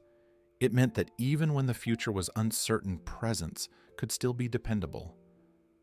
The days settled into a careful rhythm. Schoolwork arrived in small packets, tailored to what Lyra could manage without pressure. A tutor visited twice a week, speaking softly, never raising her voice when Lyra struggled to focus. Some days went well. Other days, Lyra stared out the window and said nothing at all. No one forced her to explain. Keanu came every afternoon, Sometimes he brought a new book. Sometimes it was the same one reread without apology. Once he brought a small sketch pad and a set of pencils. Not expensive, just enough. Lyra tested each pencil carefully before using it as if expecting them to disappear. They drew together at the dining table. Houses, trees, animals that didn't exist anywhere except on her page. Keanu never asked what the drawings meant. He let them be exactly what they were. One afternoon, she drew a figure sitting in a chair beside a bed. She did not explain it. He did not ask. At night, when Keanu was gone, the foster parents kept routines steady. Dinner at the same time, dishes washed together, quiet music before sleep. Still, Lyra sometimes sat upright in bed long after the lights were off, listening, waiting. She began to ask more questions. What if I have to move again? What if people get tired? What if I mess this up too? Each question came on a different day, never all at once. Keanu answered them the same way every time. Slowly, honestly. I don't know everything that will happen, he said, but you won't be blamed for things you didn't break. One evening, while they sat on the couch reading, Lyra closed the book and rested it on her lap. If you stop coming, she said, quietly, will it be because I did something wrong? Keanu turned to face her fully. No, he said. If I ever leave a room, it will never be because of you. She searched his face, looking for conditions. Finding none, she nodded. That night, she slept without her crutches beside the bed. The foster mother noticed, but did not comment. Meetings continued behind the scenes.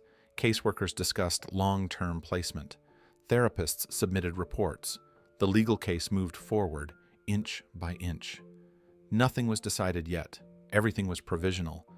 But something fundamental had already shifted. Lyra laughed more freely now, sometimes catching herself, and then continuing anyway. She asked for help without apologizing. She left drawings on the refrigerator door without asking permission. Temporary safety did not mean certainty. But it meant this. For the first time in her life, Lyra was learning that she was not a problem to be managed. She was a child worth staying for. The courtroom was smaller than Lyra expected. Not grand, not imposing, just rows of wooden benches, a raised desk for the judge flags in the corners that barely moved. The light came in through tall windows, soft and filtered, making dust visible in the air. It did not feel like a place meant to scare children. It felt like a place meant to decide things quietly. Still, Lyra's grip on Keanu's hand tightened as they took their seats. Family court, they had explained. Not criminal, not public. A room where voices were meant to be heard without being drowned out. A room where her name would be spoken carefully. Keanu sat beside her, not in front, not behind. Beside. Close enough that she could feel the warmth of his arm through his sleeve. He had not rehearsed her. He had not told her what to say. He had told her only one thing. Tell the truth, and if you don't know the answer, it's okay to say that. The hearing began without drama. The judge entered. Everyone stood. Everyone sat. Papers were arranged. A clerk read the case number. Lyra's name sounded strange in the room, bigger somehow, echoed by walls that had heard many names before hers. The evidence came first. Medical reports, photographs, timelines, statements from doctors who spoke plainly without emotion because they did not need it. A pediatric specialist explained malnutrition in clinical terms that still made the room uncomfortable. A therapist described trauma responses without using Lyra's story as an example. The stepfather was not present. His attorney sat stiffly at one table, eyes down flipping pages that offered no defense. No one argued that the injuries were accidental anymore. That door had closed weeks ago. The judge listened without interruption. When it was time, Lyra was asked if she understood why she was there. She nodded. Her voice was quiet but clear when she answered questions about her age, her school where she had been staying. The judge did not rush her. He did not lean forward. He did not speak down to her. He let the silence exist between questions. Then came the moment no one could prepare for. Lyra, the judge said gently, I need to ask you something important. Her fingers curled tighter around Keanu's hand. Where do you feel safe? The room stilled. Not theatrically, not obviously, just a subtle holding of breath, as if everyone understood that whatever came next would matter more than all the paperwork combined. Lyra looked down first, then at the floor, then at the judge. Her mouth opened closed. For a moment the old instinct flared. Say the right thing, say the thing adults want to hear. Then she felt Keanu's hand, still there, steady, not squeezing, not guiding. She turned toward him. Without speaking, she reached out fully this time, her small hand wrapping around his fingers. The contact was deliberate, visible. She lifted her head. "Keanu," she said. It was not loud. It did not need to be. A murmur moved through the room and quickly died. The judge's gaze shifted from Lyra to Keanu, studying him for a long moment. Not as a celebrity, not as a stranger, as a man being named by a child who had learned the cost of trust. "Mr. Reeves," the judge said carefully, "do you understand what this means?" Keanu did not answer immediately. He looked at Lyra first, at the child who had chosen him not because he promised things, but because he stayed. "Yes," he said finally. The word carried weight, not hesitation, not confusion, just understanding. And the courtroom waited for what would come next. The judge did not rush the moment. He leaned back slightly in his chair, fingers, steepled eyes, moving between Lyra and Keanu. This was not a reaction to surprise. It was the careful assessment of responsibility. "Mr. Reeves," the judge said, "this is not symbolic. This is not temporary comfort. If the court considers this placement, it carries legal, emotional, and long-term obligations." Keanu nodded once. "I understand. You would be accepting oversight," the judge continued. "Evaluations, home studies, restrictions on travel, a loss of privacy. You would be accountable not just to this court, but to this child." "I understand," Keanu said again. Lyra did not look at the judge during this exchange. She watched Keanu's face, searching for any sign of doubt. There was none. The judge turned back to her. "Lyra," he said gently, "no one is angry with you for what you chose to say. And no one is forcing this decision today. You will still be protected. Do you understand that?" She nodded, but the judge added, "I need to know something. Is this where you feel safest right now?" Lyra took a breath, a real one, not shallow, not rushed. "Yes," she said. The word landed quietly, but it changed the room. The attorney representing child services rose next. She spoke carefully, acknowledging the evidence, the child's expressed sense of safety, and the unusual nature of the request. She emphasized safeguards, monitoring, gradual transition. Nothing rushed. The judge listened. Then he spoke.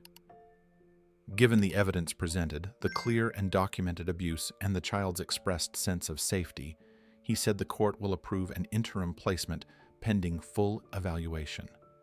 He paused. "Mr. Reeves will be designated a temporary guardian under court supervision. All conditions will apply." A sound escaped Lyra before she could stop it. Not a sob, not a laugh, just a small, sharp breath. Relief breaking through control. Keanu closed his eyes briefly, then opened them. He did not smile. He did not look triumphant. He simply nodded, accepting the weight of what had been placed in his hands. The judge looked at Lyra one last time.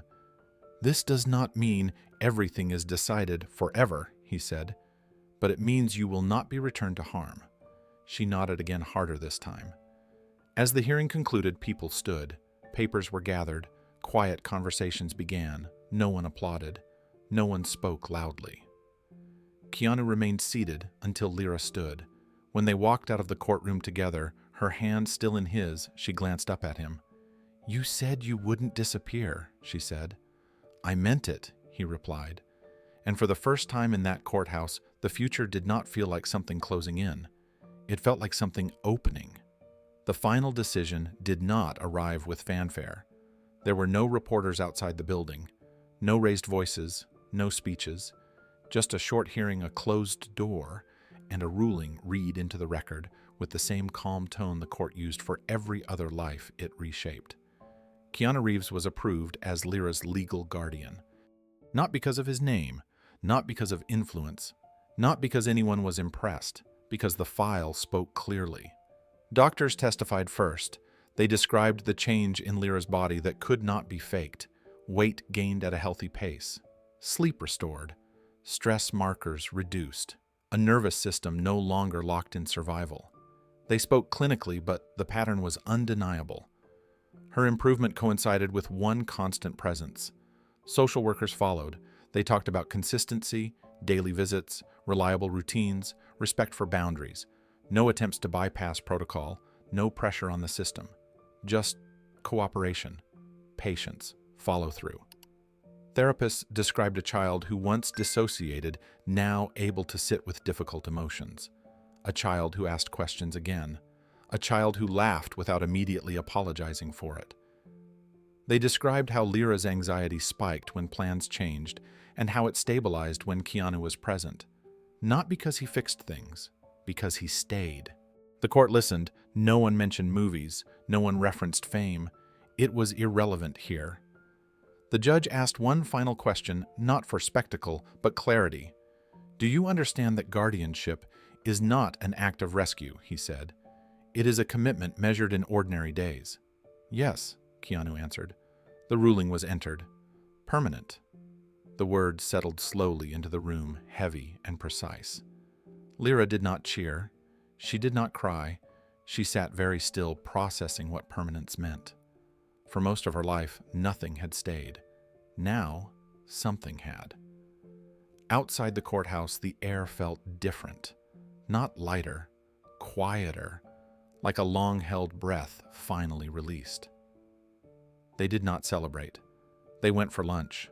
A small place nearby, nothing nostalgic this time. Just a table by the window. Lyra ordered for herself without hesitation. She ate at her own pace. When she finished, she asked if she could save the rest for later. "Yes," Keanu said. She nodded, satisfied. Life did not transform overnight. There were still appointments, adjustments, therapy sessions that brought up memories she did not always want to face. There were days she withdrew, days she tested boundaries, days she waited for the moment something would go wrong. Keanu remained. At home, she chose her room carefully. The window mattered. So did the door. She arranged her books in a specific order. Keanu did not change it. When she moved things again the next day, he did not comment. They developed routines slowly. Breakfast together, quiet evenings, reading before bed. Some nights she asked him to stay until she fell asleep.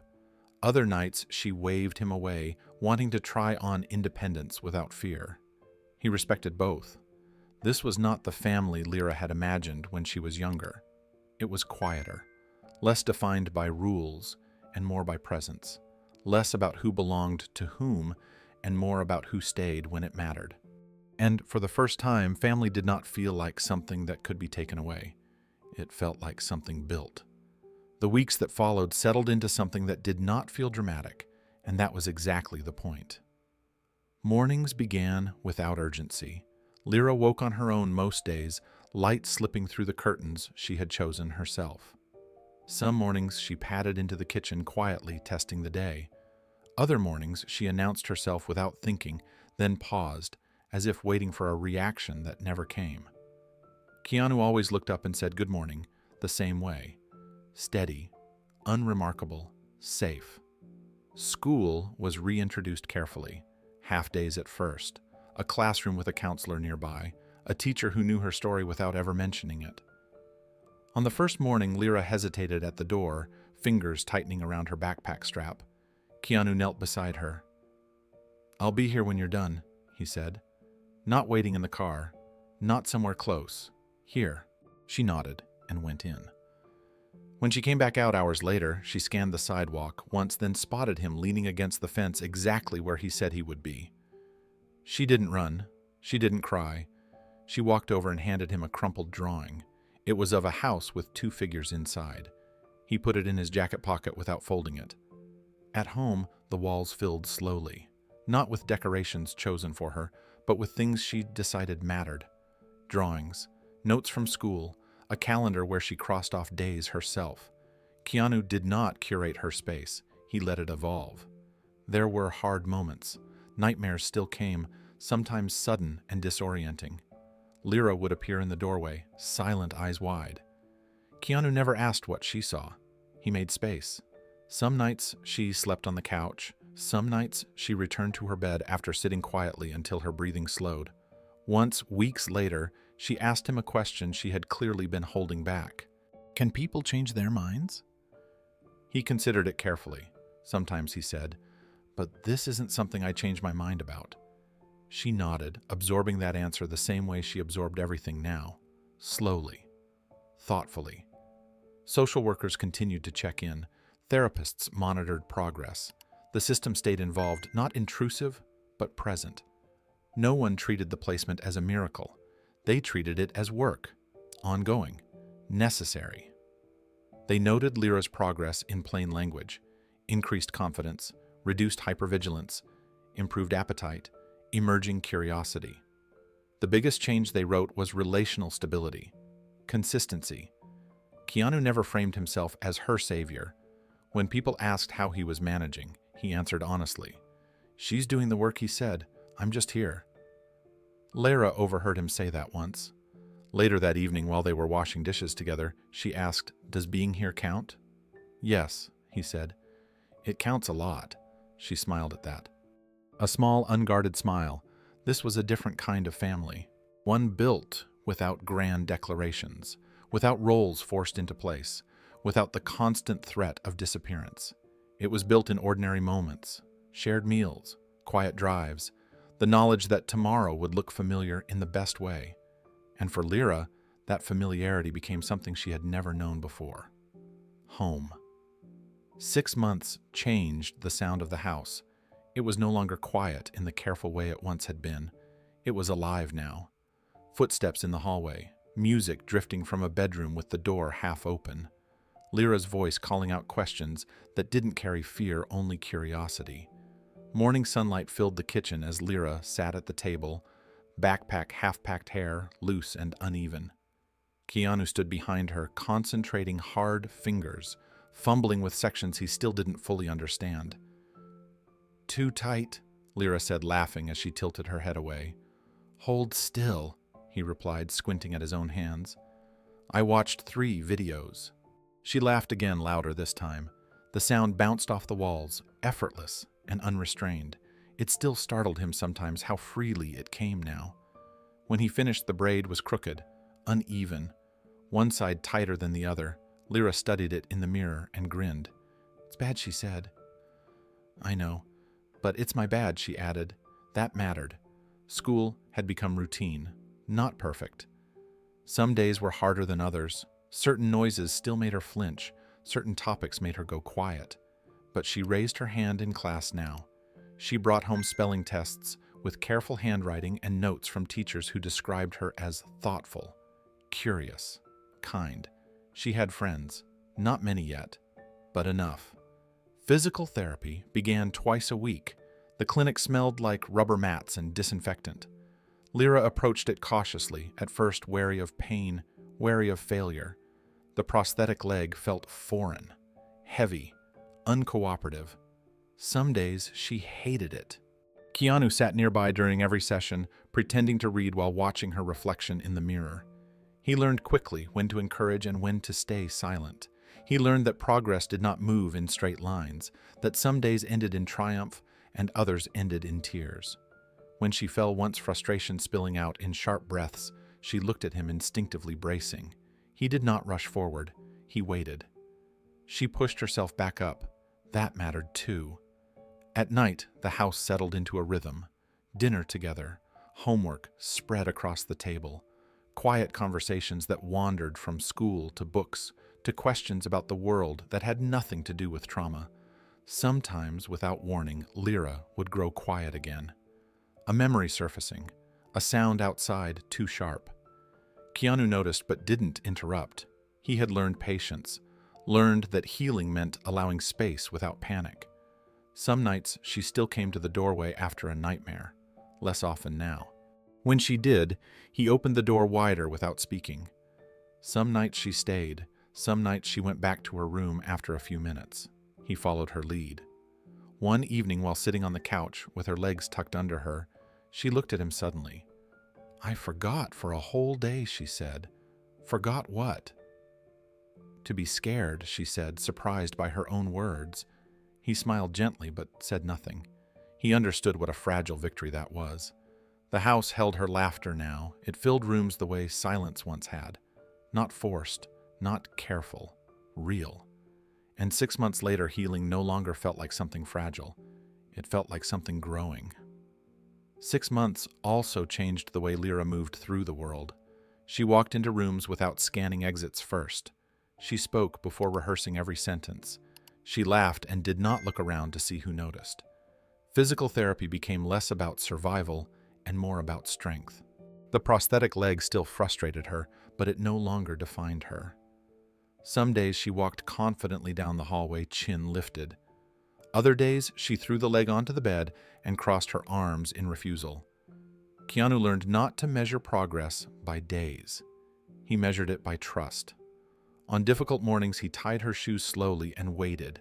On good mornings, she pushed past him and raced the clock. Both were victories. At school, teachers noticed changes they did not chart in reports. Lyra raised her hand even when unsure. She helped another girl learn to balance on crutches after an accident. When asked how she knew what to say, Lyra shrugged. "I just stayed," she said. At home, the refrigerator stayed full. No locks. Food did not need to be hidden or counted. Lyra sometimes opened the door just to look inside, then closed it again. Keanu pretended not to notice.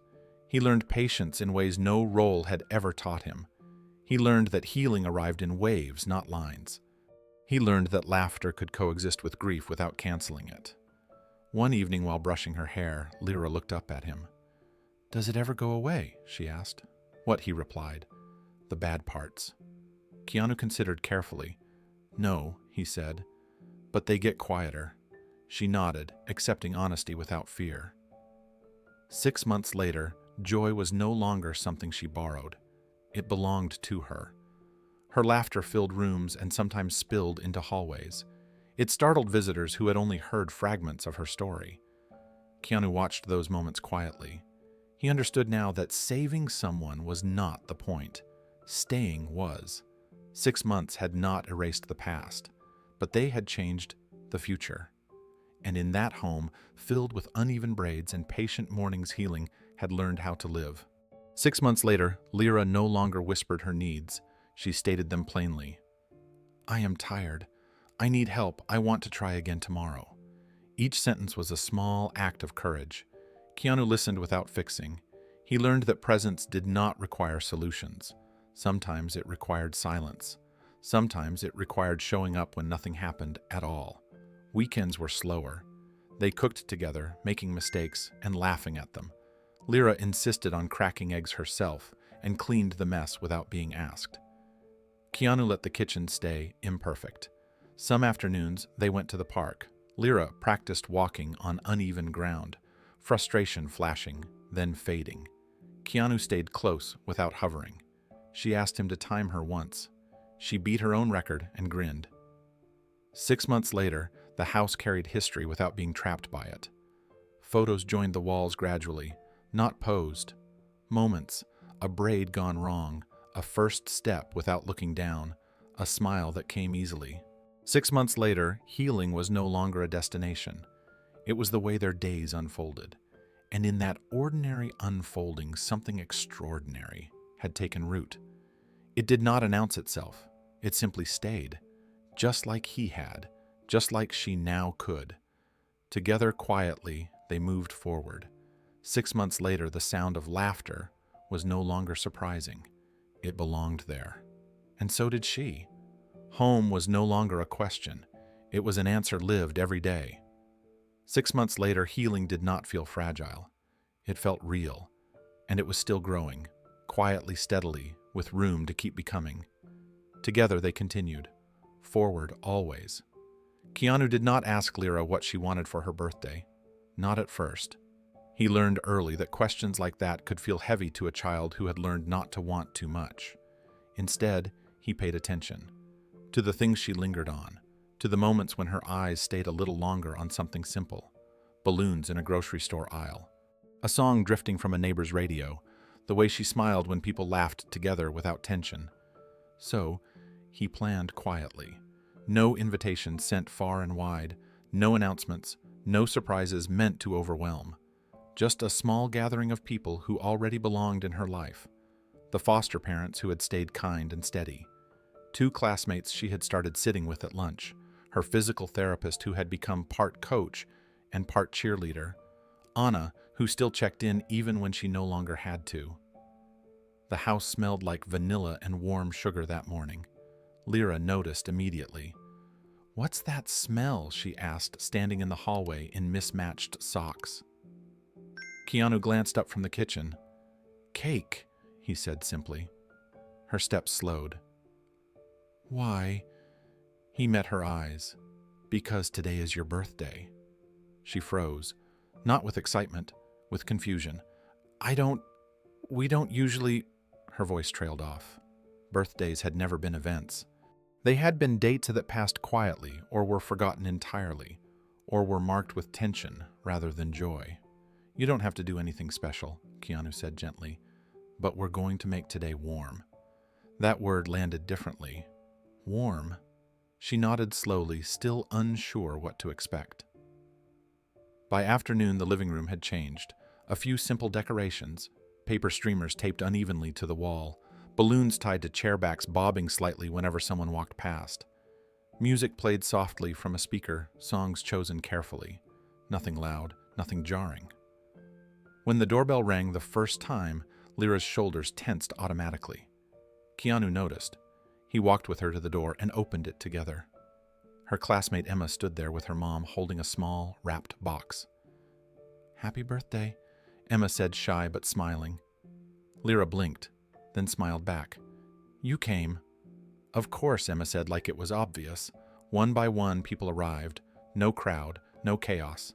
Just presence. Lyra watched them carefully at first, scanning faces for expectation, for pressure. Finding none, she relaxed. Someone handed her a card. Another gave her a soft scarf. A book with a note written inside. Gifts were opened slowly, one at a time, without an audience hovering. No one rushed her. No one commented if she lingered on one thing longer than another. Keanu stayed mostly in the background. He refilled drinks, adjusted the music, watched her. At one point, while people were talking quietly in small groups, Lyra leaned toward him. "Is this really for me?" she asked. "Yes," he said. "And it's okay. It's more than okay." She nodded, absorbing it, then turned back to the room. For the first time in her life, her birthday did not feel like something to endure. It felt like something meant for her.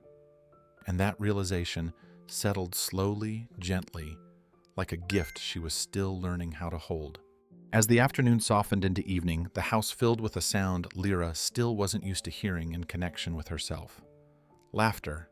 Not loud, not forced, just easy overlapping conversations that drifted from room to room. Someone told a story in the kitchen. Someone else laughed too hard at a joke that wasn't especially funny. Music hummed beneath it all, steady and calm. Lyra moved among it slowly, like someone walking through water that might disappear if she moved too fast.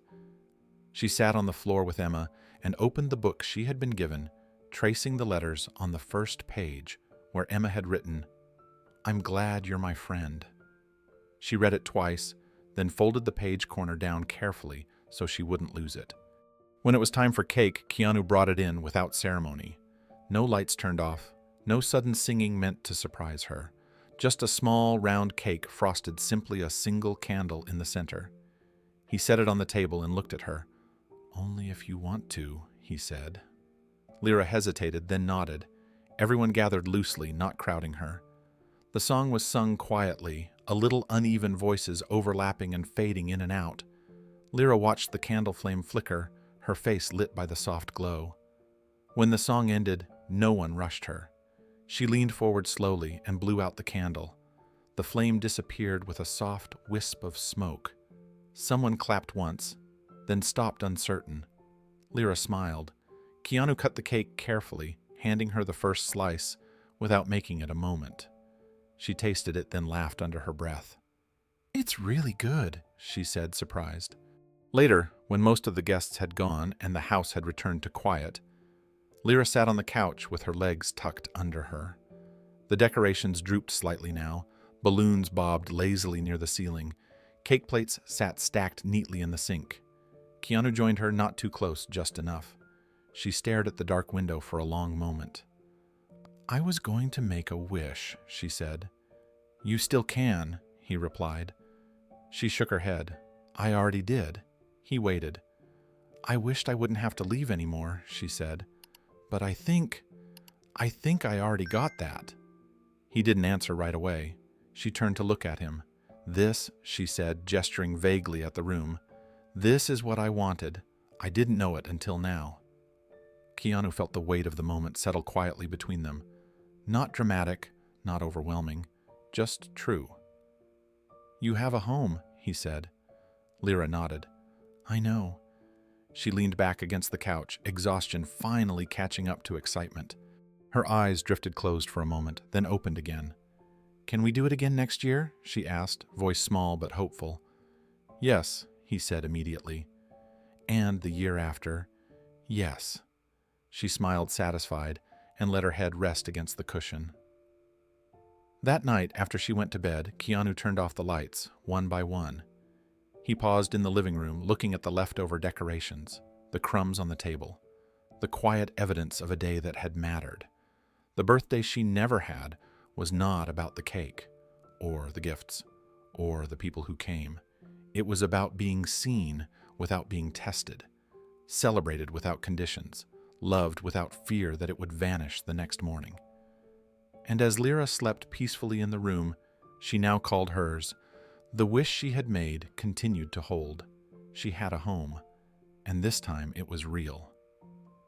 The porch faced west. In the early evening, the sun lowered itself slowly behind the trees, turning the sky into layers of orange and soft blue.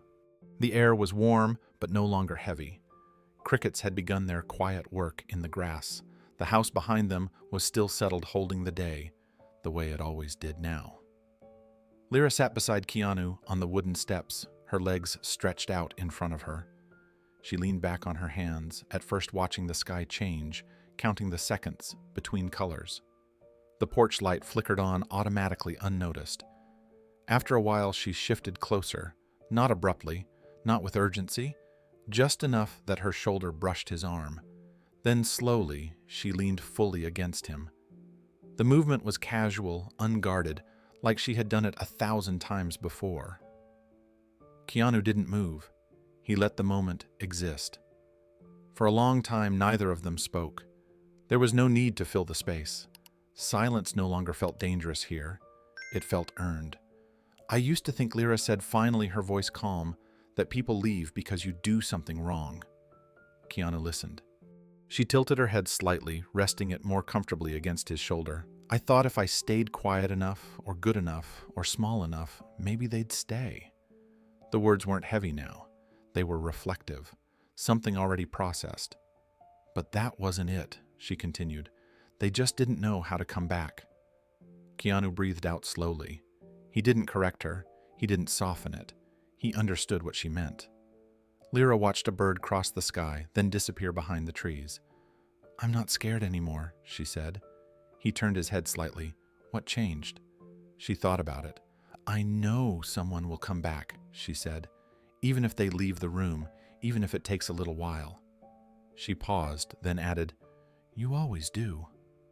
The sun dipped lower, the light shifting again. Keanu rested his hands loosely on his knees. "That's something you should always expect," he said, "from people who care."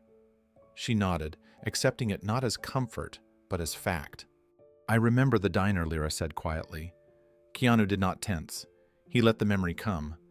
"I almost didn't ask," she said. "I stood there a long time." "I know," he said. "I thought you might say no," she admitted. Everyone else did. She turned her face slightly, looking up at him. "But you didn't even think about it." I did think about it, Keanu said gently. I just didn't hesitate. She smiled at that, a real smile, easy, unafraid. They sat together as the first stars began to appear faint and scattered. The porch creaked softly beneath them. The house behind them remained steady and unchanged. Lyra leaned in a little more. I'm not alone anymore, she said. Keanu didn't answer with words. He didn't need to, because the truth of it was already there. The sky darkened slowly, the kind of gradual change that did not demand attention, but rewarded patience.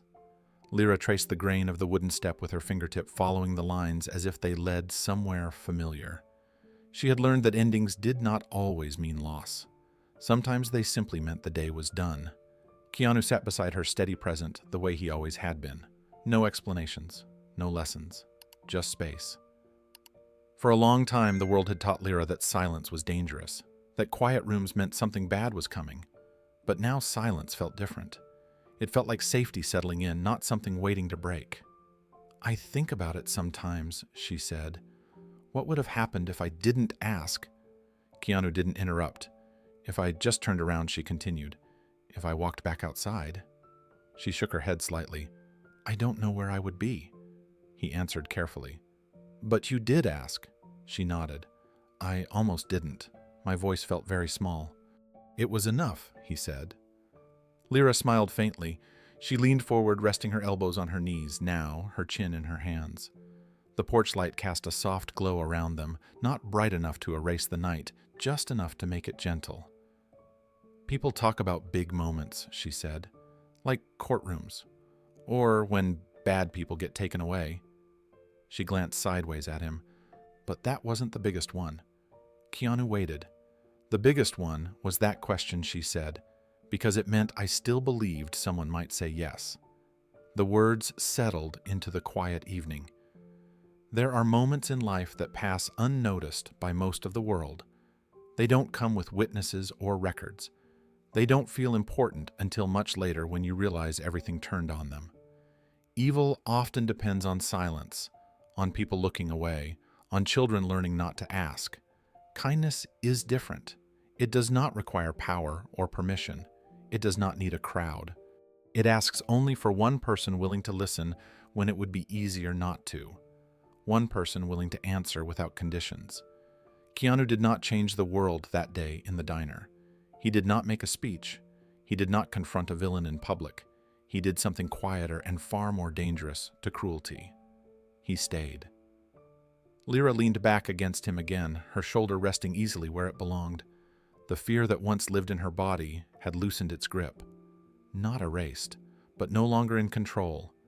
I know bad things still exist, she said.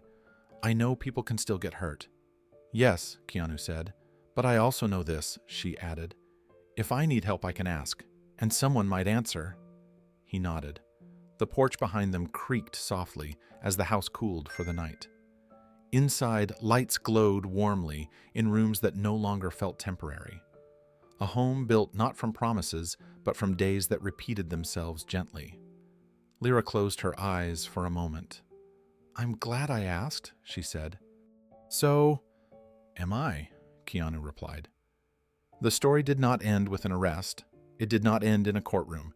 It did not end with justice being served or evil being punished. It ended here, on a porch, at sunset, with a child who was no longer alone. Because the most powerful moment in this story was never about what happened to the man who hurt her. It was about a child who still believed in asking. May I sit here? Sit,